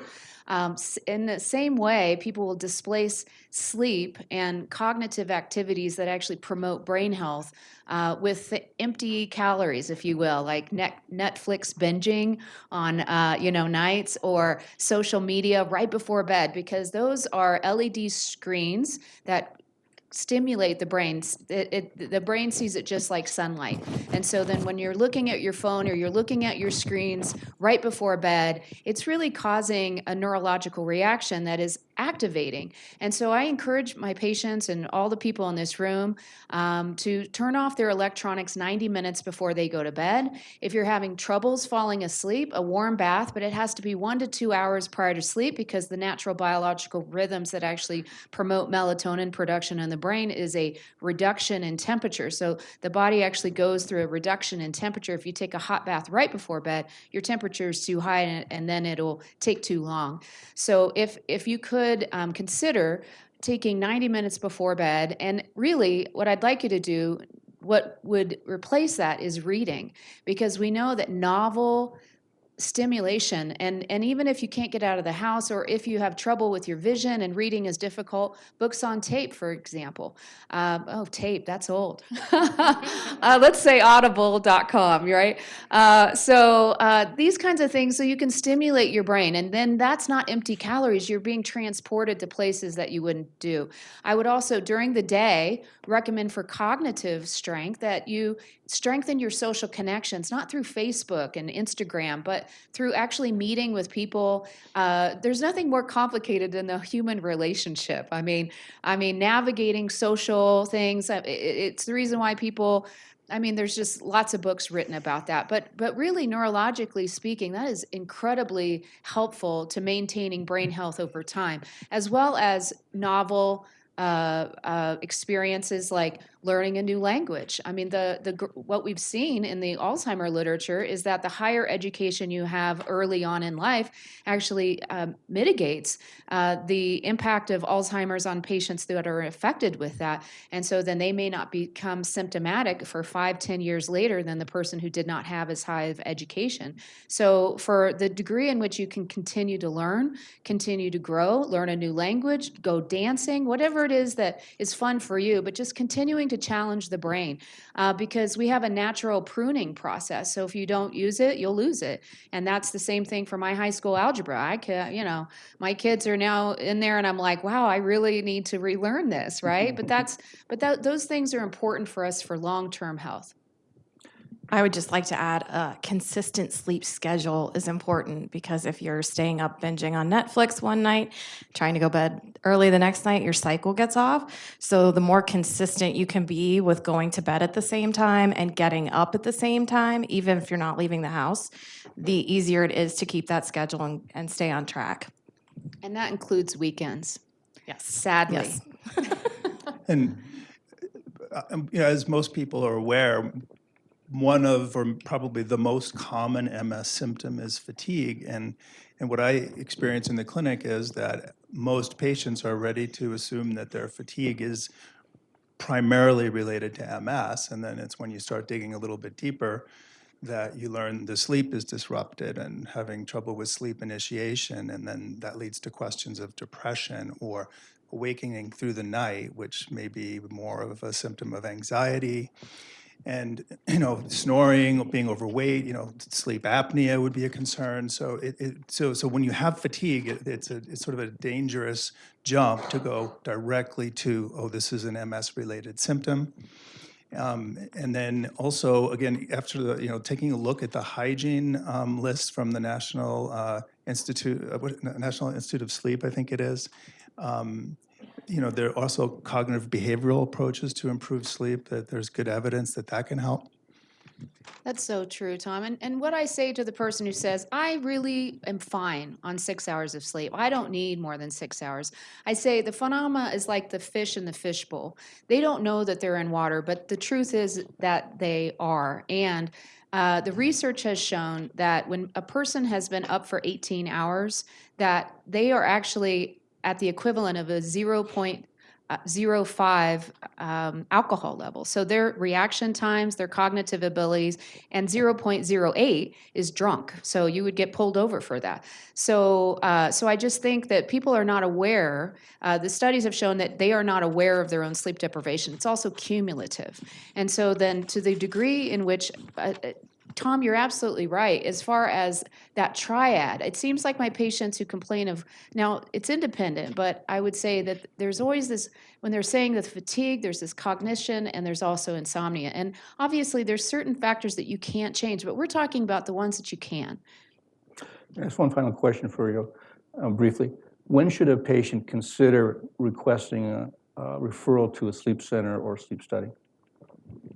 Yeah, so I would say if you could try to maximize your sleep and you're doing the best that you can and you feel like you are getting enough sleep, but yet you're still fatigued, you're still having problems, or your bed partner is saying you're snoring, you're stopping breathing, or you wake up and your bed sheets are all over the place. I find that there's some studies that show that 70% of persons with multiple sclerosis will have restless leg syndrome or a periodic limb movements in sleep. And the problem with that is, and they're not aware of it, the problem with that is that it's actually preventing them from going into these deeper stages of sleep, like stage 3 and stage 4, where memory consolidation really occurs. So if you're having these kinds of symptoms, these are treatable disorders, and they can really improve overall health. So I just think, and then if you're experiencing neuropathic pain or you're having bladder dysfunction, that is something that these things are treatable.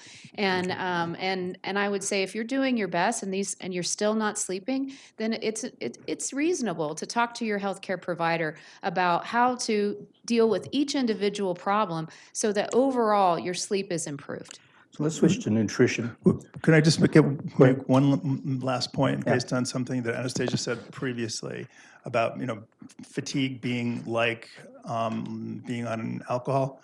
That is often an overlooked factor in poor sleep. Drinking at night is a major impediment to sleep, and I don't think a lot of people are aware of that or are motivated to control that. Sorry. Okay, so we know that nutrition is important to optimize brain health and function. On our website, we have several resources available that discuss the Mediterranean diet. Why do we suggest the Mediterranean diet and not the Wahls protocol or paleo diet or any other MS diet? Well, I thought about this last night. I think there are 4 reasons. And so the first reason, I think it's by far the most well-studied of all diets, which is reassuring in terms of safety and strengthens our ability to make conclusions just in general. And then secondly, this is apart from MS, the data is pretty suggestive that by adherence to a Mediterranean diet will reduce the risk of major chronic diseases, cardiovascular disease, which cause stroke or heart attacks, diabetes type 2, and even cancer.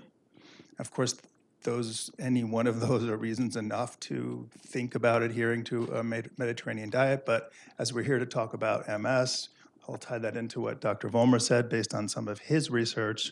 The greater number of comorbidities or chronic diseases, a greater number of comorbidities or chronic diseases like the ones I just mentioned is associated with higher degrees of disability in MS. So that's just yet one more reason to consider that. And then finally, I think, again, given our purposes here, the most interesting aspect of the Mediterranean diet is that it seems to be associated with improved cognitive function. And so last night I tried to find the most recent meta-analysis on the subject, and it was unfortunate that the authors concluded that they were unable to do a meta-analysis because of different trial design and different dietary recommendations. But even so, they identified of the 5 most well-done randomized controlled clinical trials on this subject, they found that there were a significant effects, I'm going to look at my notes here, in favor of the Mediterranean diet for 8 outcomes, including global cognition, working memory, verbal memory, visual spatial skills, language, and executive function.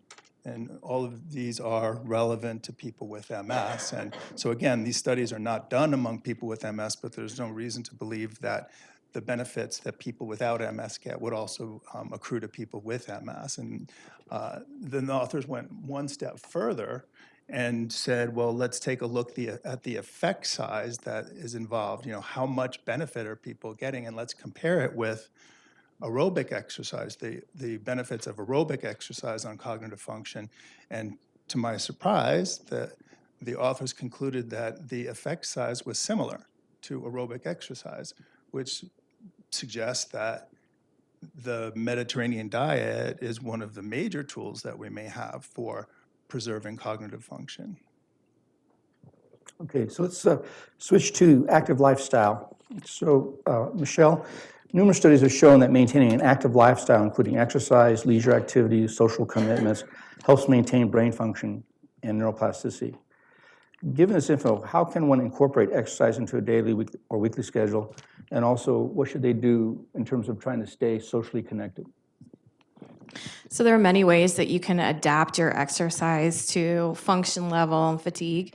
Doing something as simple as a seated exercise routine, using adaptive equipment, spreading it out so you're not doing an hour at a time that's going to wear you out, but doing, 15, 20 minutes multiple times per week, you're still going to get the benefit of having exercise and getting those pathways open and active again. Sorry. And if you do that more frequently, then you're going to have greater results. But if you do it with people, peers, in person, your result is also higher because you're having social connection. I love Facebook, but studies have shown that social media actually causes more depression, which limits people's desires to be active in all areas of their life. So getting out and working out with someone who has similar functional ability, or even someone who's like, yeah, I'll do a seated exercise with you, even though I could do it standing up, will actually help you maintain the energy to keep doing it on a long-term basis. Okay. What devices or technology are available to help people adopt a more active lifestyle? Fitness trackers are huge these days. A lot of health insurances are providing trackers that you can use to get movement. If that's not a possibility for you, even just tracking that you've done 10 minutes on an app can then help you keep track of how much you're moving. Most fitness centers these days have recumbent bikes or new step machines or seated elliptical machines so that you don't have to worry about your balance, but you're still getting that cardio in. They all are also moving to Cybex machines, which are functional trainers that can be adjusted for whether or not you're sitting or standing, and asking someone who works at that facility to train you how to use that equipment safely given where you are will make it that much easier for you to keep that exercise routine, and being in that social environment, you get the benefit of someone else cheering you on. Yeah, I would add to that, obviously fatigue impacts patients with MS, and everybody knows we should exercise, and 10% of the adult population in the United States actually is, okay? So everybody has that challenge of regular exercise. So what about the person who's in pain? What about the person who has fatigue? And I guess I would say that we still have to exercise because the data is just so compelling. And so, and also that we can actually decrease the amount of fatigue by increasing the mitochondria within the cells through exercise. And it's about starting where you are. Sometimes that means 5 minutes, but to do nothing, I think, is just, if you're looking at how do I move forward, how do I get better, the research is overwhelming. And furthermore, it's also about cardiovascular health and, limiting the comorbidities. It's impacting mood, it decreases cancer. I guess I would just say that we all should be exercising, Okay. Hydrotherapy is a great place to work out if you're in pain because it decreases the resistance, so you get a good workout without having as much fatigue and pain. And the MS Center has a hydrotherapy program for those who don't know about it. I'm sure there's some literature out there where you can find that.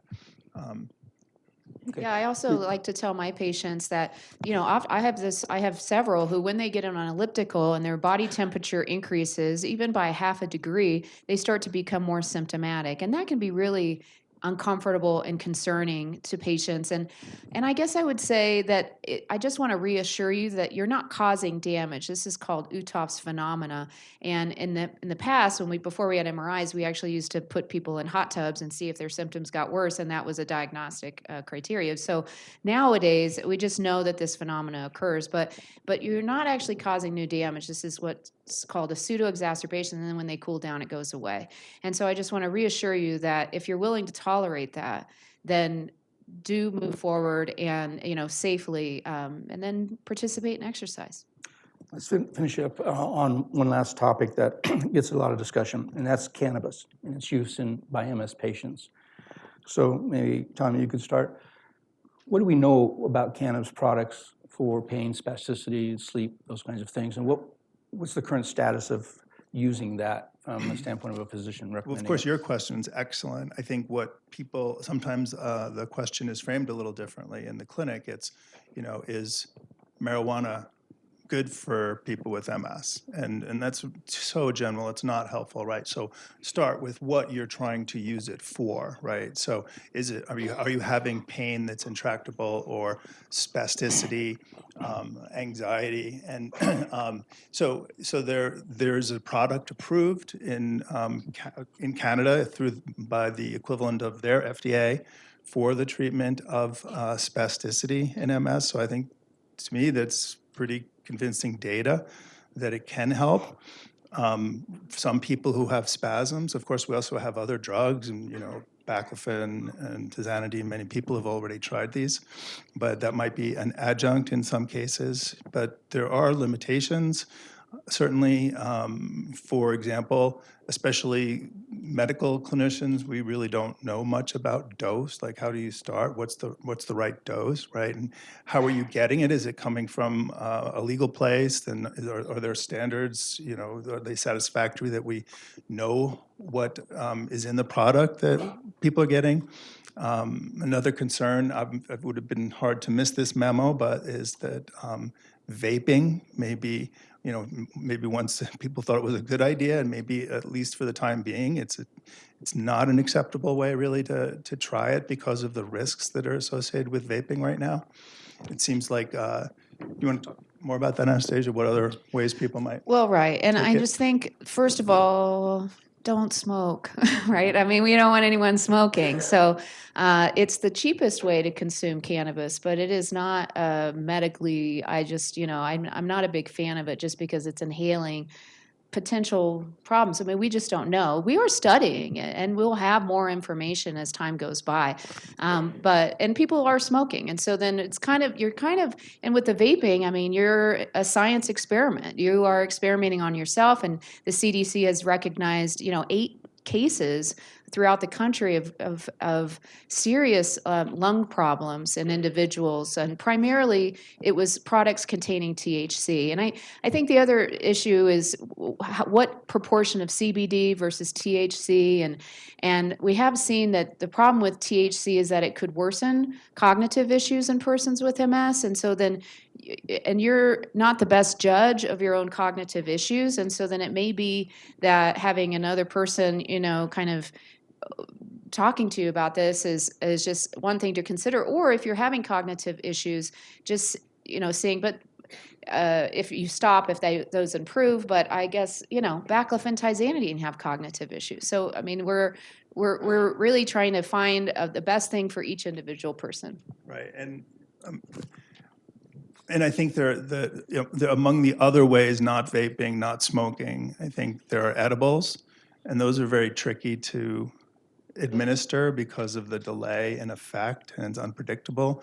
And so, I mean, far from recommending anyone do it, it may be, though, that the safest way to try it is with tinctures and sublingual approaches. That's so true. And has anyone ever eaten a fourth of a brownie? I mean, it's like, I think that's the reason why people overdose, is that I just think if you're going to take it like medicine, then let's take it like medicine. And I like the tinctures because you can actually do the number of drops and then seeing what it is doing. But, I don't advise this as first line because we do have FDA-approved treatments for spasticity and pain. And I would say that I would want to go through that, and this would be in intractable pain. And I would also think about trying CBD as the first choice. I mean, it lacks the euphoria of the THC. I think there's a little bit more research on it. And so for people who are looking at ways to manage pain and maybe sleep, to look first at CBD before trying THC-containing products. And even the CBD products usually are some ratio of CBD to THC, but you can get them where the ratio is quite high, of CBD like to 100 to 1 or something. And I have seen dramatic results in clinic. I've seen patients who've had intractable pain and who have improved. So I've seen it with firsthand.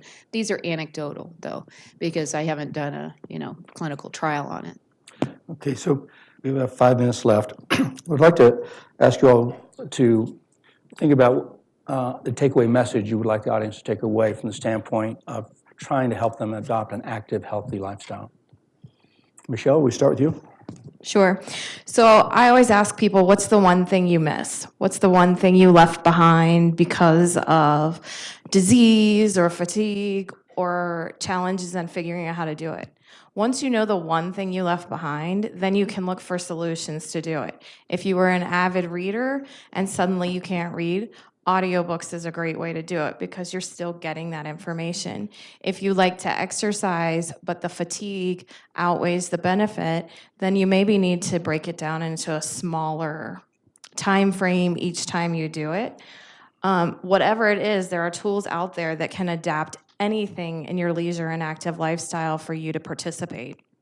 So I say, take 15 minutes 3 times a week and build that back into your daily activity so that everybody can have active leisure. Anastasia?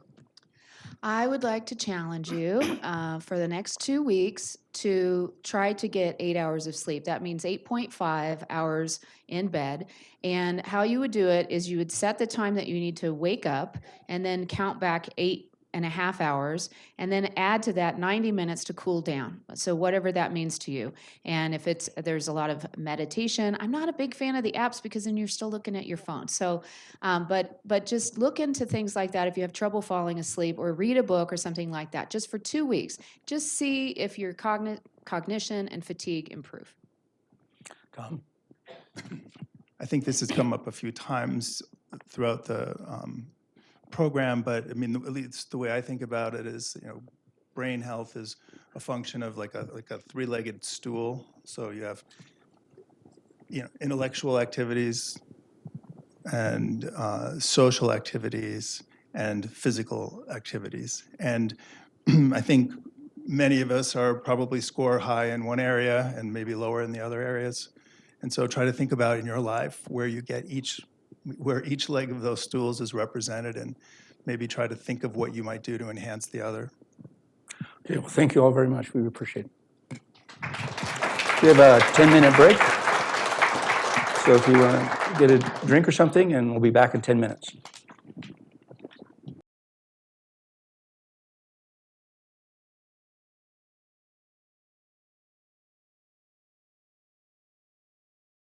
And Dr. Vollmer for moderating. So many wonderful suggestions and lots of things to think about for us all.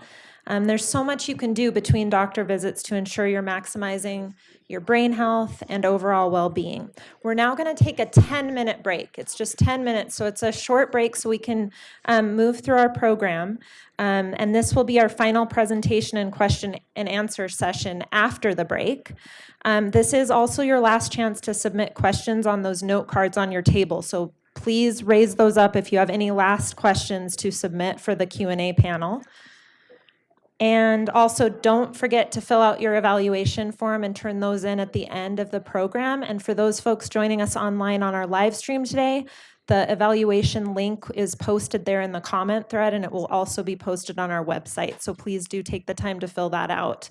We appreciate it. Thank you, and we'll see you back here in 10 minutes at 11:30.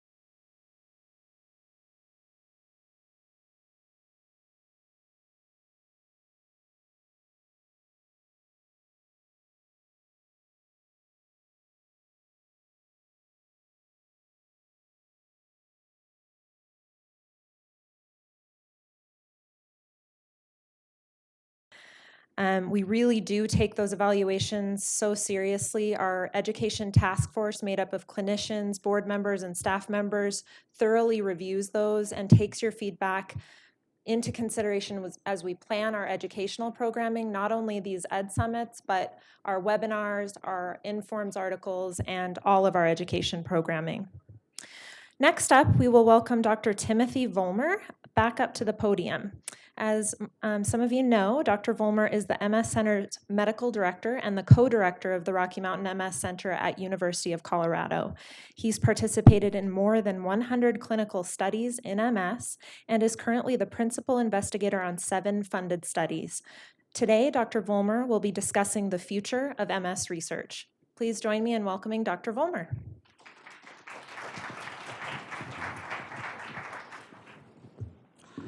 Again, thank you all for coming out and participating.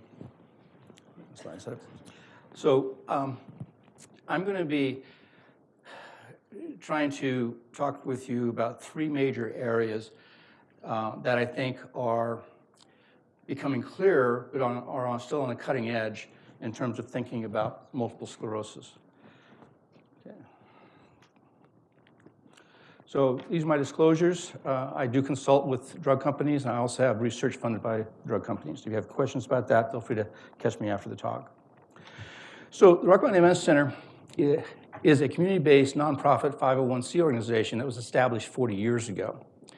In 2008, I came out to join Dr. Corboy to continue to expand the MS program at the University of Colorado. And at that time, I became the medical director for the Rocky Mountain MS Center, and we've been working very closely together ever since. Our program, from a clinical standpoint, has grown. We have 7 neurologists, 3 advanced practitioners. We have roughly 10,000 patient visits per year, somewhere around 4,000 patients, 70% of which are MS, but we also treat a number of other inflammatory conditions of the brain. Some of them, like autoimmune encephalitis, is a area that's rapidly expanding and growing. So we currently have 52 active clinical studies. And we have one characteristic of our program that's different than most others, and that is we actively try to decrease practice variation. In other words, our advanced practitioners work with all of us in helping our patients, and they see that 2 of us as neurologists are treating a certain problem in a different way or selecting different disease-modifying therapies for the same kind of patient. Then we bring that up at our faculty meetings, we discuss it, we go back and review the literature, and we just try to find what's the best pathway to treat patients based on the data. And if we don't have a clear answer, we sometimes randomize ourselves on some intervention to figure out what's the best strategy. So this is a great group of people to work with. So I'm going to talk about what the current disease-modifying therapies are telling us about the biology of MS. And then I'm going to take that and extend it a bit to talk about the implications of this new biology from the standpoint of neuroprotection and neurorepair in MS. And then I'd like to finish by talking a little bit more about biomarkers. Biomarkers have been the concept that's been out for hundreds of years, but there's been a major change in technology recently, and the reality is that we are going to be able to monitor certain molecules that reflect what's going on in the brain in the blood, and they have major implications for where we go. So this is the human brain. It's a remarkable organ. I'd like to point out that the brain is here, there's an optic nerve roughly there, and then there's the spinal cord. And that's called the central nervous system. That's what MS affects. The peripheral nerves and the cranial nerves that come out are part of the nervous system, but they're not attacked in multiple sclerosis. So there's something special about the brain that focuses this inflammatory attack on the brain. And many of our old concepts about this, such as it's a disease of myelin, unfortunately are wrong, and they don't help explain what we actually see. So in order for me to talk about this, we do have to learn some nomenclature. There's no other English words for these things here. So basically, there are 3 very important components of the nervous system. Obviously, the first one here is a neuron. So neurons are the critical structure, but they have one job, and that job is to integrate incoming electrical information and then, based on how they're programmed, put out another electrical signal that runs down their axons and connects with other nerve cells. And then those nerve cells do the same thing. So everything that happens in the brain is done by networks of nerve cells connected to each other. And these nerve cells are all little computers that are integrating information and responding in very interesting ways. Now, the cell that's usually focused on in multiple sclerosis is the oligodendrocyte. Those are the cells that make myelin. Myelin is just a fatty substance that wraps around the nerve fibers to help the electrical signals to move faster. In fact, it increases the speed by more than 10-fold. And when you have myelin wrapped around the nerve fiber, rather than the current flowing in and out of the membrane all the way down, it now jumps from one gap in the myelin to the next gap. It's called saltatory conduction. And it makes the electrical conduction in the brain very fast. But again, oligo only has one job, and its job is to make myelin and wrap it around the axons. The other cell that rarely ever gets discussed are the astrocytes. They're called astrocytes because in Greek that means star-like, and they have these branches that come out. This is not a very good cartoon, but if you actually look at them under the scope, they do look like an exploding star. And they actually make up more than 50% of the volume of the brain. And these little guys, they do almost anything. So every neuron is completely surrounded by processes coming off astrocytes. They're in a little cocoon. And these astrocytes are regulating that microenvironment inside that space to allow the neurons to operate at the optimized level. They're taking away waste, they're providing nutrients, they're taking out neurotransmitters or adding neurotransmitters back into them. They can also provide cytokines, which are short-acting hormones that help promote neuronal health and growth. They also encapsulate every junction on the nerve fiber and help optimize that microenvironment so electrical signals get through. They regulate molecules moving in from the blood into the brain. So they actually take these little foot processes and make a solid line along all blood vessels. It's called a blood-brain barrier. And they also respond to injury. They respond to infection. They have hundreds and hundreds of functions. And the issue is that there's growing evidence that this cell is actually potentially the key target in multiple sclerosis, and that when this cell is attacked by the immune system, it then causes the death of the oligodendrocytes and neurons as bystanders because they don't have this trophic support that they're supposed to get, and because these cells can produce toxic intermediates. And that's what I want to focus on today. So this is just a list of medications that you've seen, and I've just grouped them into three categories based on how effective they are at reducing relapse rates. So the first group over here are the injectables drugs and teriflunomide, which is an oral drug. These drugs only decrease relapse rates by about 30%. They have a relatively small effect on disability progression, and frankly, I don't think have a role to play in MS anymore.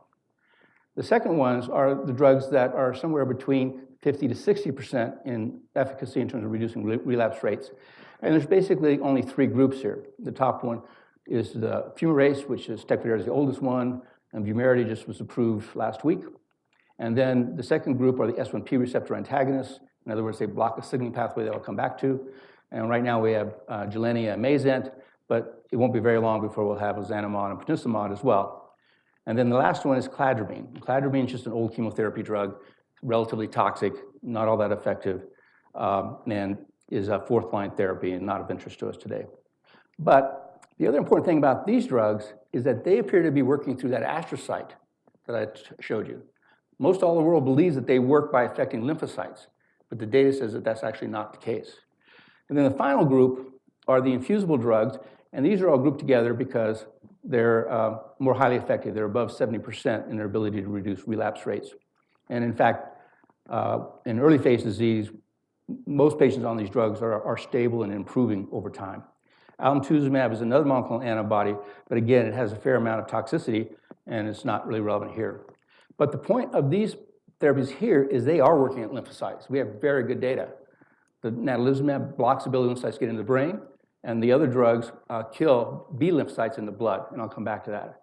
So the point I'm trying to make is that these drugs we think are working directly in the brain, whereas these drugs are working in the periphery to prevent immune cells from getting into the brain. So what we think is happening is that B cells are being generated.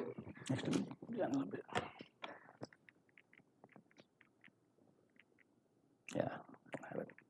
Just looking for another slide I was going to use. But anyways, B cells are being generated by the immune system that, when they enter the brain, cause inflammation. And we actually now have a good idea where those B cells are coming from. And they're coming from lymph nodes at the base of your skull. These are called the deep cervical lymph nodes. Those lymph nodes are connected to the brain by lymphatics. And spinal fluid and lymphocytes in the brain flow out through those lymphatics into those deep cervical lymph nodes.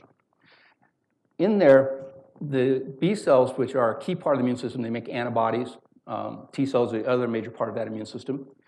But the B cells are responding to something in spinal fluid, and it's causing them to proliferate and make antibodies, but also increase the number of B cells by dividing. And these antibodies that they're making are being modified, or genetically modified as these B cells proliferate, but they're being modified so they bind to their target more effectively. And that's called affinity maturation. These B cells then leave those deep cervical lymph nodes, go into the blood, circulate back to the brain, cross the blood-brain barrier, and then again recognize some target in the brain that activates them. And they get T cell help, and they start that inflammatory process. And that's usually what's focused on by anybody who's talking about the immunology of MS. It used to be we focused on the T cells, but actually it's the B cell is the only anchor that we've been able to find. And the B cells that drive this disease are all a single family. And it's like you have a progeny cell, it divides and it produces children. And they're all genetically the same. And that tells us they're responding to one antigen. What that antigen is, we don't know. But without these B cells getting into the brain, you don't get relapses, and you don't get new T2 lesions. You don't get active lesions on the MRI. So natalizumab or Tisabri works by blocking the ability of these B cells to cross the blood-brain barrier, and then all this anti-CD20 monoclonal antibodies, Ocrevus, rituximab, work by simply killing the B cells that are in the blood. And that has turned out to be the most effective therapy, and it looks like that in early phase disease that we actually are effectively completely turning off this disease, and patients recover function. Their symptoms go away over time, and they often come back and say they don't feel like they have MS anymore. It's a remarkable thing. But we have to do it early. Now, when these T cells and B cells interact, they produce a number of molecules called cytokines, which are basically like hormones, and they activate astrocytes. Actually, initially they kill the astrocytes, but then the astrocytes grow back from neural stem cells, and when they grow back from neural stem cells, they grow back as these pro-inflammatory cells. They're big cells, they produce a lot of GFAP, they're very easy to see, they make up the MS scar, so the white spots on your MRI are because you've got these reactive astrocytes there, and they provide a different signal. And these cells now begin to produce toxic molecules, nitric oxide, and oxygen-free radicals, tumor necrosis factor, and other toxic intermediates. And these molecules kill mitochondria, the energy-producing structures in cells. And so the brain becomes relatively hypometabolic due to lack of energy substrates being produced. And neurons and oligodendrocytes are cells that have big cell membranes. They're very sensitive to any decrease in energy production.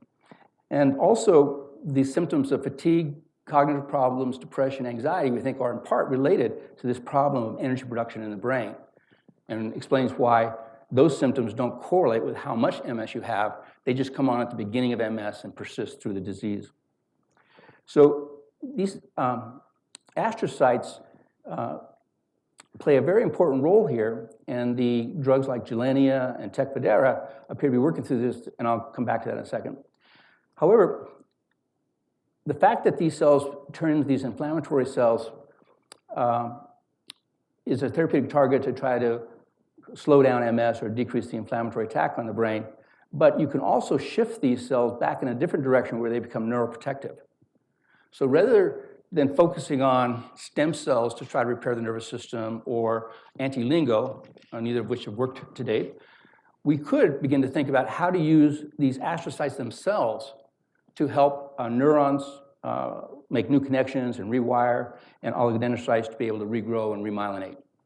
And they actually do that normally, and it may be that we can increase that activity in the brains with certain drugs, and that's what I'm going to talk about next. So, as I said, most of the world thinks that Gilenya and Tecfidera and that class of medications work by decreasing the number of lymphocytes in the blood, and they do decrease the number of lymphocytes, but not very dramatically. What they do is they penetrate the blood-brain barrier very readily. And when they get into the brain, they affect astrocytes by inhibiting a pathway called the NF-kappa B pathway. So cells have lots of different regulatory circuits in them. It's like in a computer.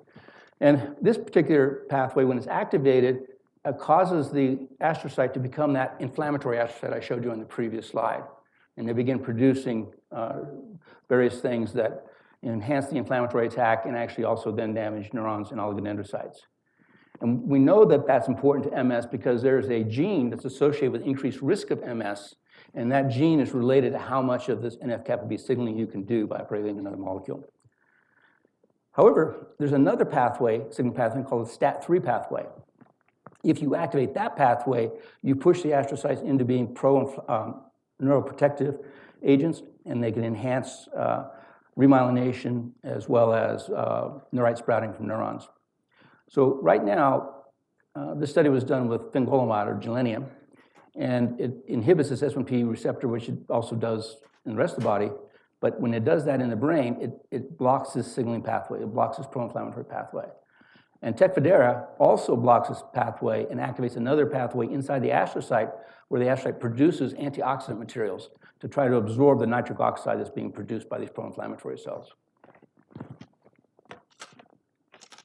Well, actually, go back here. I'll tell you the experiment that really demonstrates this. This was done by the Scripps Institute, published in 2011. And science is remarkable. So we have the animal model of MS, which is EAE. And they were treating the animals with gilenium, and they showed that it worked in the EAE model. It inhibited the inflammation. And then they asked the question, is it because their effect on astrocyte drives that, or is it because their effect on the lymphocytes in the peripheral blood? And so they went in and they knocked out the S1P receptors in the brain. And when they did that, the gilenium no longer worked. It didn't have an effect, but the lymphocyte count in the periphery was still decreased. They then went in and knocked out just the S1P receptors on neurons. And in that case, there was no effect on it, and the fingolimod did work. It actually decreased inflammation. Then they went and knocked out S1P receptors only in astrocytes. And again, that blocked the effect of gilenium, and, but did not affect the number of lymphocytes in the peripheral blood.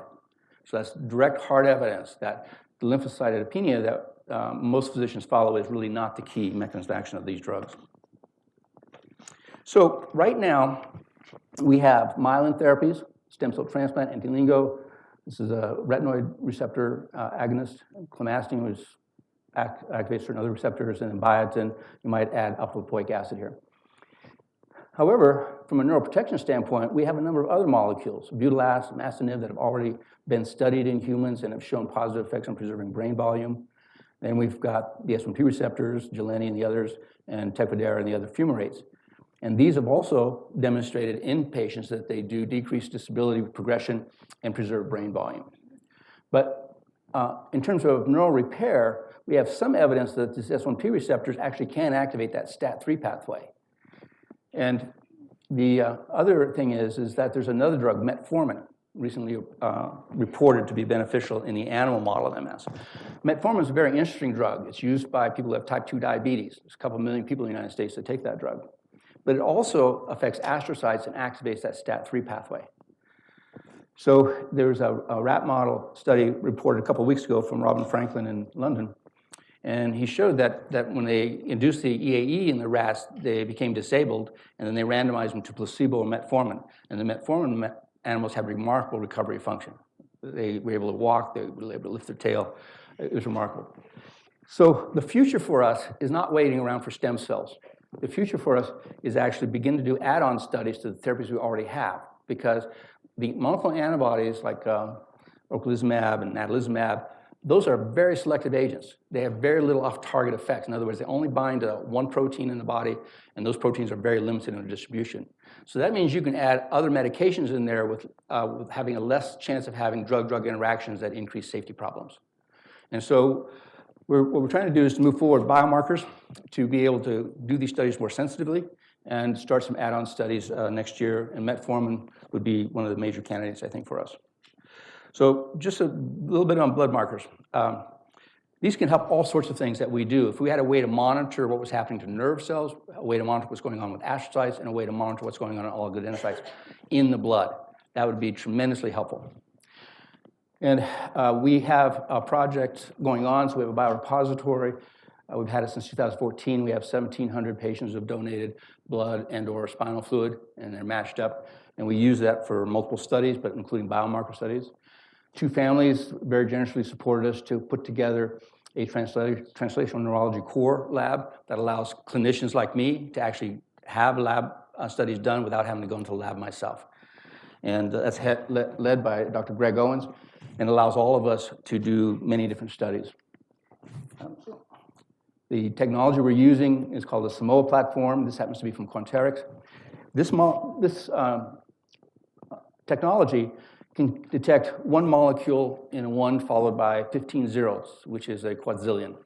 That's remarkably sensitive. And the reason it can do that is because it takes an old technology, which is called ELISA assays, and improves the sensitivity. And basically, in summary, it's just that we take antibodies that target the molecule we're interested in and connect them to these nanobeads. We then mix the nanobeads with whatever specimen we want to mix it with. It can be blood, urine, tears, whatever. And if there's antigens in there relevant to it, they bind to these antibodies. You then wash away the product here, and you reincubate it with a second antibody that's attached to a fluorochrome, a molecule that turns a bright color under certain light. And then you spin them on a metal plate that has little dimples in it, and these little dimples are only large enough to hold one bead at a time. And then that plate is put in a detector that then reads it. And this is so sensitive that if only one molecule binds to a bead, it can still be detected in this technology. So the molecules that we're looking at, we already have. We can do 4 different colors at one time. So we can look at molecules that come from the dendritic spines and the cell bodies. No filament light was mentioned earlier. That's a marker that comes from the axon. We can monitor the astrocyte through GFAP, and both of these are actually increasing in MS patients. And then this is a molecule that's more related to cell bodies, and there's many other molecules that we'll be working with. This is incredibly powerful technology because it's not just relevant to MS, it's relevant to traumatic brain injury, it's relevant to Parkinson's disease, it's relevant to Alzheimer's disease, relevant to status epilepticus. It allows us to monitor what's happening in terms of injury to different compartments of the brain. And that's going to be used to help diagnose things, to help monitor treatment, and to help clinical trials in terms of giving us a more sensitive way to monitor what's going on in a patient. In fact, I think the GFAP and NFL may replace the need to do regular MRIs in the very near future. So thank you very much for your time. Hopefully we'll have more to tell you next year when we get back together, and now we'll go ahead and answer questions and have the rest of the panel come on up.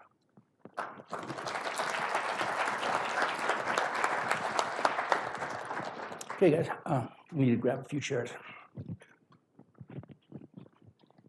Excellent. Thank you so much, Dr. Vollmer, for that presentation.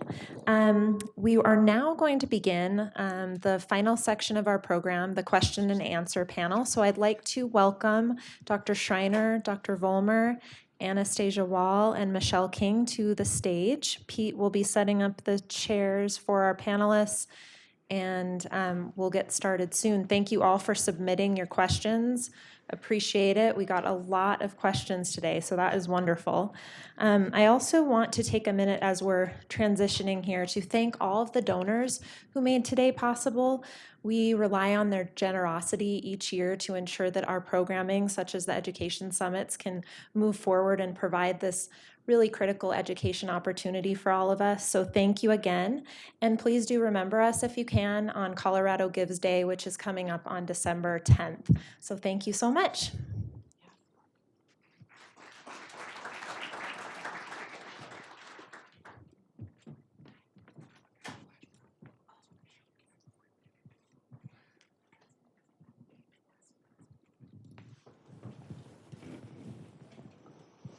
Okay. So, where to start? There's been several questions about B cells, anti-B cell therapies like Ocrevus, and related to how do they work, and also a question about what do they, if you're using them, what does that mean in terms of getting normal vaccinations done? Who would like to start? Terry? Yeah, I'm happy to answer that. So the first part of the question was, what does it mean to be on an anti-B cell therapy? Just Yeah, how does it work, and okay. What are the issues associated with that use? Okay, great. Well, I won't go through the pathophysiology of MS again from this morning, but I will ask you to recall that slide in which we talked about B cells and T cells in the periphery. The B cells in our body all wear what I call name tags.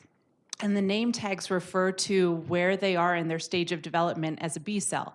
And most of the B cells wear a name tag that says CD20. So when we talk about anti-CD20 therapies, we're talking about medicines that specifically target those B cells wearing the CD20 name tag. And they are infusible medicines. They're given every 6 months. And the purpose of them is to take out the B lymphocytes. It's a very powerful way to treat MS. In fact, it's one of the most effective, if not the most effective, medicines that we have. And by most, it's tolerated really well. What it means is that there will be monitoring of your blood periodically to make sure that the B cells are effectively depleted, that your liver is happy. We will check CBC count or your blood count and check IgG levels. Now, what are IgGs? Well, I mentioned this morning that as B cells grow up, they can become cells that pump out antibodies. Antibodies, IgG, are parts of the immune system that help to keep you healthy. The longer you're on an anti-CD20 therapy, the greater the risk that your antibody level in your blood will go down. It doesn't happen in everybody, but it's something to be aware of, and it's one of the things that we monitor when we check blood every 6 months or so. In terms of vaccination, it is recommended not to get live virus vaccination while you're on an anti-CD20 therapy. If possible, before we start somebody on an anti-CD20 therapy, we ask about necessary immunizations and try and get them immunized beforehand. I think it is safe to get live virus vaccinations, any vaccine, when you're on these therapies, but because the recommendation is to avoid live virus vaccines, I generally do. The other part to mention about the vaccinations is that without B cells, vaccinations aren't as effective. We still recommend them, the flu shot every year in particular, but the response to the immunization is going to be different without B cells. Okay. So next couple of questions, I'm just going to answer quickly. There are several questions about rituximab and a tendency for some of the insurance companies now to tell people that they're going to take them off rituximab and put them on Truixima. Truixima is just another rituximab therapy, so it's not different. And then the other question is, do rituximab and Ocrevus become less effective over time? Not that we've seen. They continue to deplete B cells in almost all patients. There are rare exceptions where patients may make a neutralizing antibody that neutralizes the drug, but that's uncommon, certainly less than 3%, probably less than 1%. So we don't see these drugs losing their efficacy over time. And that takes me to the next question. And there's a number of these, and it has to do with the nature of progressive disease. So in the presentations we made, it seemed like almost everybody that has relapsing-remitting MS is going to end up in secondary progressive MS. Is that true? Anastasia? Well, short answer is no. We've seen that if we can, we think that the driver of progression is primarily inflammation early on. And so if we can reduce inflammation, then those patients, we may be changing the natural history, the course of the disease over time. However, many of these new therapies have come out really recently within the last 10 years. And so a large portion of my patients may have been on platform therapies early on. So it's hard to say. We can't really know who's going to, have more progressive course than another one. However, we do see that some patients do. But I would say in my practice, the majority of patients, even if they are progressing, they are definitely slower than they would be otherwise.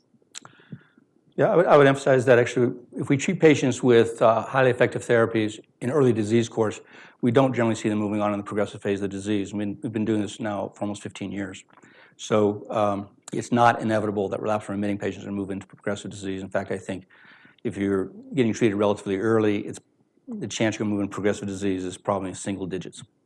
Without treatment, the probability of doing that is between 70 and 90%. The questions are for Michelle. What is the optimal temperature for a swimming pool exercise?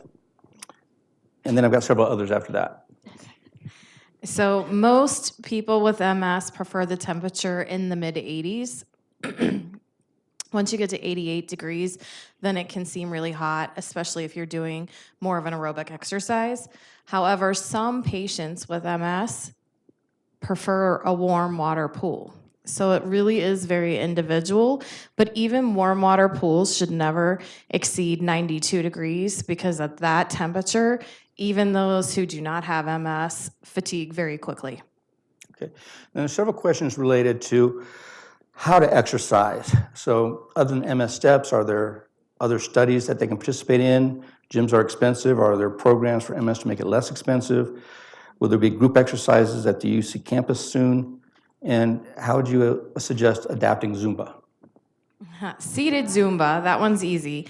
There are actually several people do seated Zumba, so when they're marching in place, they're just literally running while sitting, and you still get a good workout, and you can dance from the seated position. We've done it. It's quite fun. As for exercise on the UCH campus, I'm not sure. Silver sneakers is one alternative for cheaper. Plus, most rec centers have a rate for someone who has a disability. You don't have to be on SSDI to qualify for that. You just have to go in and show proof that you have a progressive or chronic condition, and they usually decrease the rate for you so that you're paying less. So then you can join their group classes. Okay. Another question is, if your MRI does not show any more new lesions, but symptoms are getting worse, what is that about? What does it mean? Well, there's a lot that's going on in the brain that we're not seeing on MRIs. I mean, the MRIs are sensitive to T2 lesions or the white dots and the black holes, but really I'm looking at a brain that's the size of a brain. You know, I'm not looking at the microscopic connections, and so I think that sometimes that could be happening, but also we have the impact Dr. Vollmer had mentioned and Dr. Corboy and Dr. Schreiner had mentioned about atrophy that occurs just through the natural aging process. And so then sometimes people can have changes over time that are just related to the aging process. Yeah, we just want to emphasize that just to be really clear, we've said it several times, but there are two reasons why patients with progressive MS may be getting worse. One is untreated MS, but the other one is age-related changes, and actually three reasons. So the third one is changes related to disuse function. So if patients become more disabled or not able to do as much exercise, they're more likely to lose muscle mass and lose strength, and that then worsens their mobility issues and other problems. And then, of course, after the age of 45 or 50, we may uncover the effects of aging, which also people get slowly worse. Both of those things are treated by exercise. Exercise is the only aging-related treatment we have, other than the healthy diet. Right, and back to brain health, things that we can do. I mean, I see the brochures in the store of the little lady, and I've fallen and I can't get up. Remember those? And so she did not have MS, and so that's just the impact of aging. But through proper nutrition and strength training exercises, we can maintain strength over time. Okay. Oh, and I wanted to add a little plug. So we are looking into telerehab, and so then I think that over time, you can look online at the Rocky Mountain MS Center's website, and there are videos and I think some audio files from Jeff Hebert. He's a doctor of physical therapy who has a specialization in multiple sclerosis and a deep interest in these patients. We have clinical trials that go on from time to time looking at balance and strength and walking speed and these kinds of things. And so I think that there's always going to be new information. We know that this is an important topic and is important to you, and so we will continue to look for that. And if you have ideas about studies, I would also encourage you to let us know, because we're really looking at driving also research that is important to you. Okay. The question about MRI use says if the standard is no longer to use contrast in MRIs, is it still possible to have active inflammation on existing areas, and is it being missed? Terry? Yeah, I can address that. So it's been several years now that we recognized, we being the larger medical community, that people who had had multiple contrasted studies in their life had an MRI that looked a little bit different, a little bit brighter, particularly in the deep parts of the brain. And this called into question, well, and then the second step was that pathology studies showed that, in fact, there was some evidence of remaining contrast material in the brains of people who had had lots of contrasted studies. So at that point, everybody kind of reevaluated whether or not contrast was actually needed with every surveillance scan that we do for MS. And it is standard of care for most people to obtain, to obtain an MRI every year. So what we learn with a surveillance scan without MRI is whether or not there are new spots. Oh, thank you. I have sick kids. They share. So we can see on a surveillance scan without contrast whether or not there are new lesions. There is the possibility that we would miss a active lesion in a place where a lesion had been before. But generally, patients will report symptoms. Something's probably going to be different. And so if there's a high suspicion that there is a relapse occurring, we still do use contrast. But I would say for most of the MRIs that we do for surveillance, it's not necessary. Right, and I would add to that. So I sometimes we'll have patients that are lost to follow-up, meaning they came and saw us 10 years ago, and then they did great. They weren't having any symptoms, and then they are having more symptoms. And it's often shocking to me the changes in their brain MRI over that 10 years being untreated. But however, in the inverse, patients who followed along and have had been on highly effective therapy over a period of time, we just aren't seeing changes on brain MRI to the point that we're starting to question the reasons to get annual brain MRIs, because we just got so used to I have a smart phrase in my computer that's just like, your brain MRI is stable. And after 6 years, as long as I've been here, you just start seeing that and you're thinking, man, I'm just spending their money and I'm not really, doing much for them. And so then we may over time be looking at the usefulness of that. So it's still the standard of care in many practices, but I would say that on these highly effective therapies, your chances of getting new lesions falls into the single digits.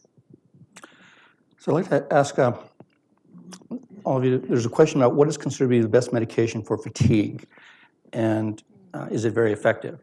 I'd like to modify that and ask you to talk about what kind of an integrative approach can you use to manage fatigue? I love this topic. That's you.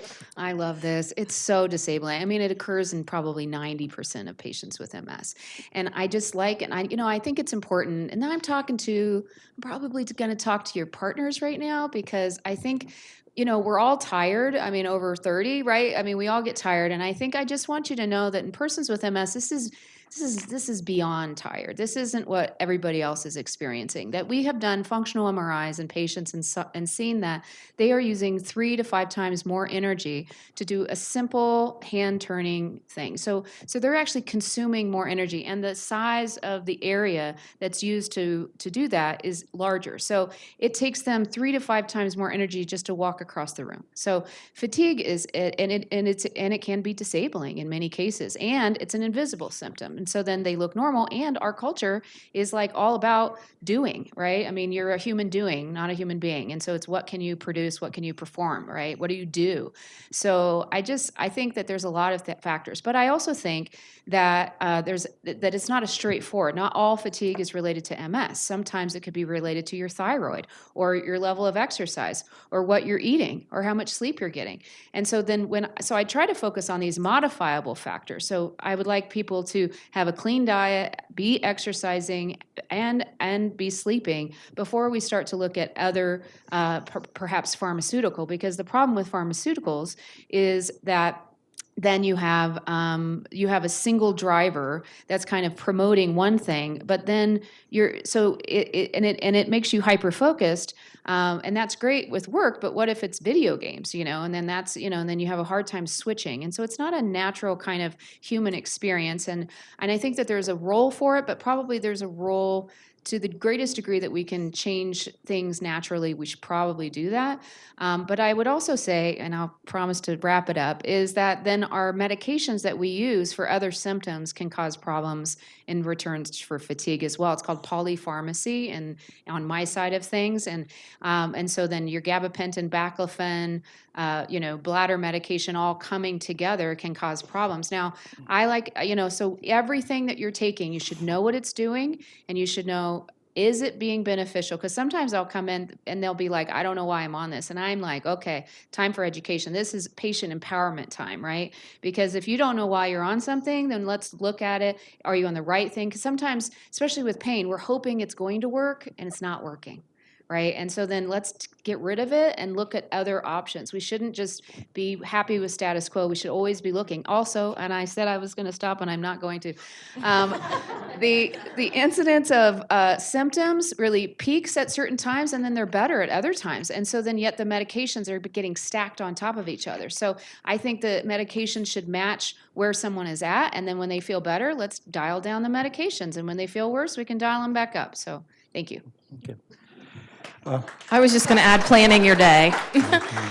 Planning the day can help you maximize what you get done and not overexert yourself by thinking you need to cram everything in the first 15 minutes of the day. And we all do that. Okay. Next question, I'm going to just answer myself, and then I'll take the guy's comment. It has to do with stem cells. So one was interested in stem cell update, and the other one was a question about Actress Selma Blair mentions using chemotherapy prior to stem cell therapy, and is this something to consider for MS patients, benefits versus risks? So let me be really, really clear. The news media likes stem cell transplant. It's a catchy phrase, and so they like to report on it. They tend to emphasize benefits from it. There are two different stem cell issues with MS.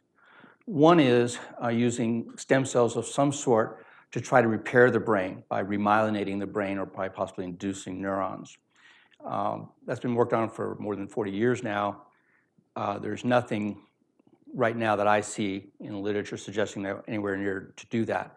The reason is partly because we can't get enough of the stem cells to the right place frequently enough to really get enough remyelination to make any impact. And also, the demyelination is not the cause of disability. The cause of disability is loss of neurons. Okay? It's really important to understand. Every study has demonstrated that. It's how many neurons you have and how many connections you have between them that determines how much disability you're going to have and where the lesion is located. So from a neuroparative standpoint, those cells are just cultured in vitro and then injected some way. The other stem cell strategy is bone marrow replacement. And this is where you're treated with chemotherapy, sometimes radiation therapy, to kill your immune system. And prior to that, they've taken some blood cells out and sorted out stem cells from your blood, and then re-inject those stem cells back into you to try to rebuild your immune system. It's the concept that if your computer's not working, hit it with a hammer and then see whether it works better later.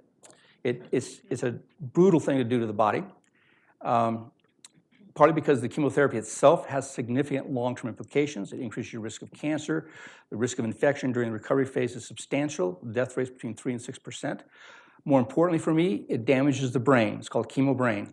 And the brain in patients who've undergone stem cell transplant, their brain have lost volume faster after the chemotherapy than they did before. Does it help control MS? Yes. Many patients, most patients after it, will seem to be in remission from MS in terms of relapses and active lesions on their MRIs. However, a certain percentage of them begin to reactivate their MS, particularly after 2 years. And the number's hard to know because the studies were not done very well. They didn't have good long-term follow-up, and they didn't compare them to anything else.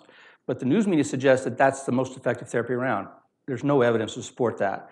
The drugs that we've already talked about are, in my view, as effective or more effective, and they're safer. So there is a study now to try to answer this question, and we'll be part of that. It's a randomized trial of patients getting stem cell replacement versus getting randomized to highly effective therapies. So hopefully we'll get a real answer to this. But at this time, stem cell therapy is where alemtuzumab and cladribine are. It's a fourth-line therapy. It's a rescue therapy. And it's only going to be done on people in early phase disease because it doesn't work once people are in the progressive phase of the disease. And that's contrary to what it was actually meant to do. So for me, this is an area that needs to be really carefully explored by society because people are getting it done and it's billed to insurance and insurance is paying it, but we don't really have good follow-up. Anyways, we have just closing statements here. So we'll start with Terry. You guys give a closing statement. Well, first of all, I'd like to thank you all for coming. I think this is such a nice opportunity for us to talk about something that we care so deeply about, and hopefully you will walk away with more knowledge than you came in with. I think that my hope for you after today's session would be that you are empowered to take control of your disease, whether that means for you doing more exercise, eating more vegetables, changing your disease-modifying therapy. Whatever it is, I hope you walk out kind of with your own to-do list based on what you've heard today. And I would encourage you to work with your doctor. That's why we're here. You have a partner in this. So that's my hope for you. I echo the thanks. I would also say try and explore what's in the community to get that active lifestyle back. Both socially, physically, and emotional well-being are really going to be key. If you can't find resources in the community, you have the MS Center as a resource. I'm a resource. Reach out, ask questions. I'll give you the direction to go to and who to ask those questions and how to get the right answer. I feel like I've talked a lot. I just would want to thank everyone. I mean, my favorite people are here in the room, and everything that I know about multiple sclerosis has really come from my patients. I've been transformed as a human being just getting the opportunity to know you. And so I guess I just really want you to know that here at the MS Center, we just want the best for our patients. And there is a lot of science behind this, but we hope that today you do feel empowered and that in control of your own life and destiny. I'd like to just close on one comment, and that is we could use your help to prevent the disability that we currently experience in MS from happening to the next generation. We have very effective therapies. If we can simply get the patients identified early and get them to clinic and centers that know how to use these medications safely, we can fundamentally change the outcome of MS in one generation. Thank you very much.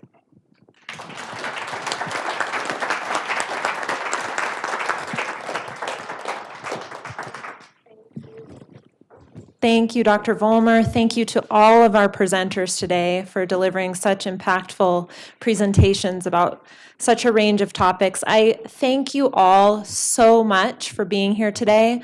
We appreciate your time, and please follow up with us with any questions. I know we didn't have time to get to all of your questions. We'll do our best to answer those in upcoming publications, whether it's our EMS newsletter, our clinic newsletter, or Inform. So stay tuned if we didn't get to your question here in the panel.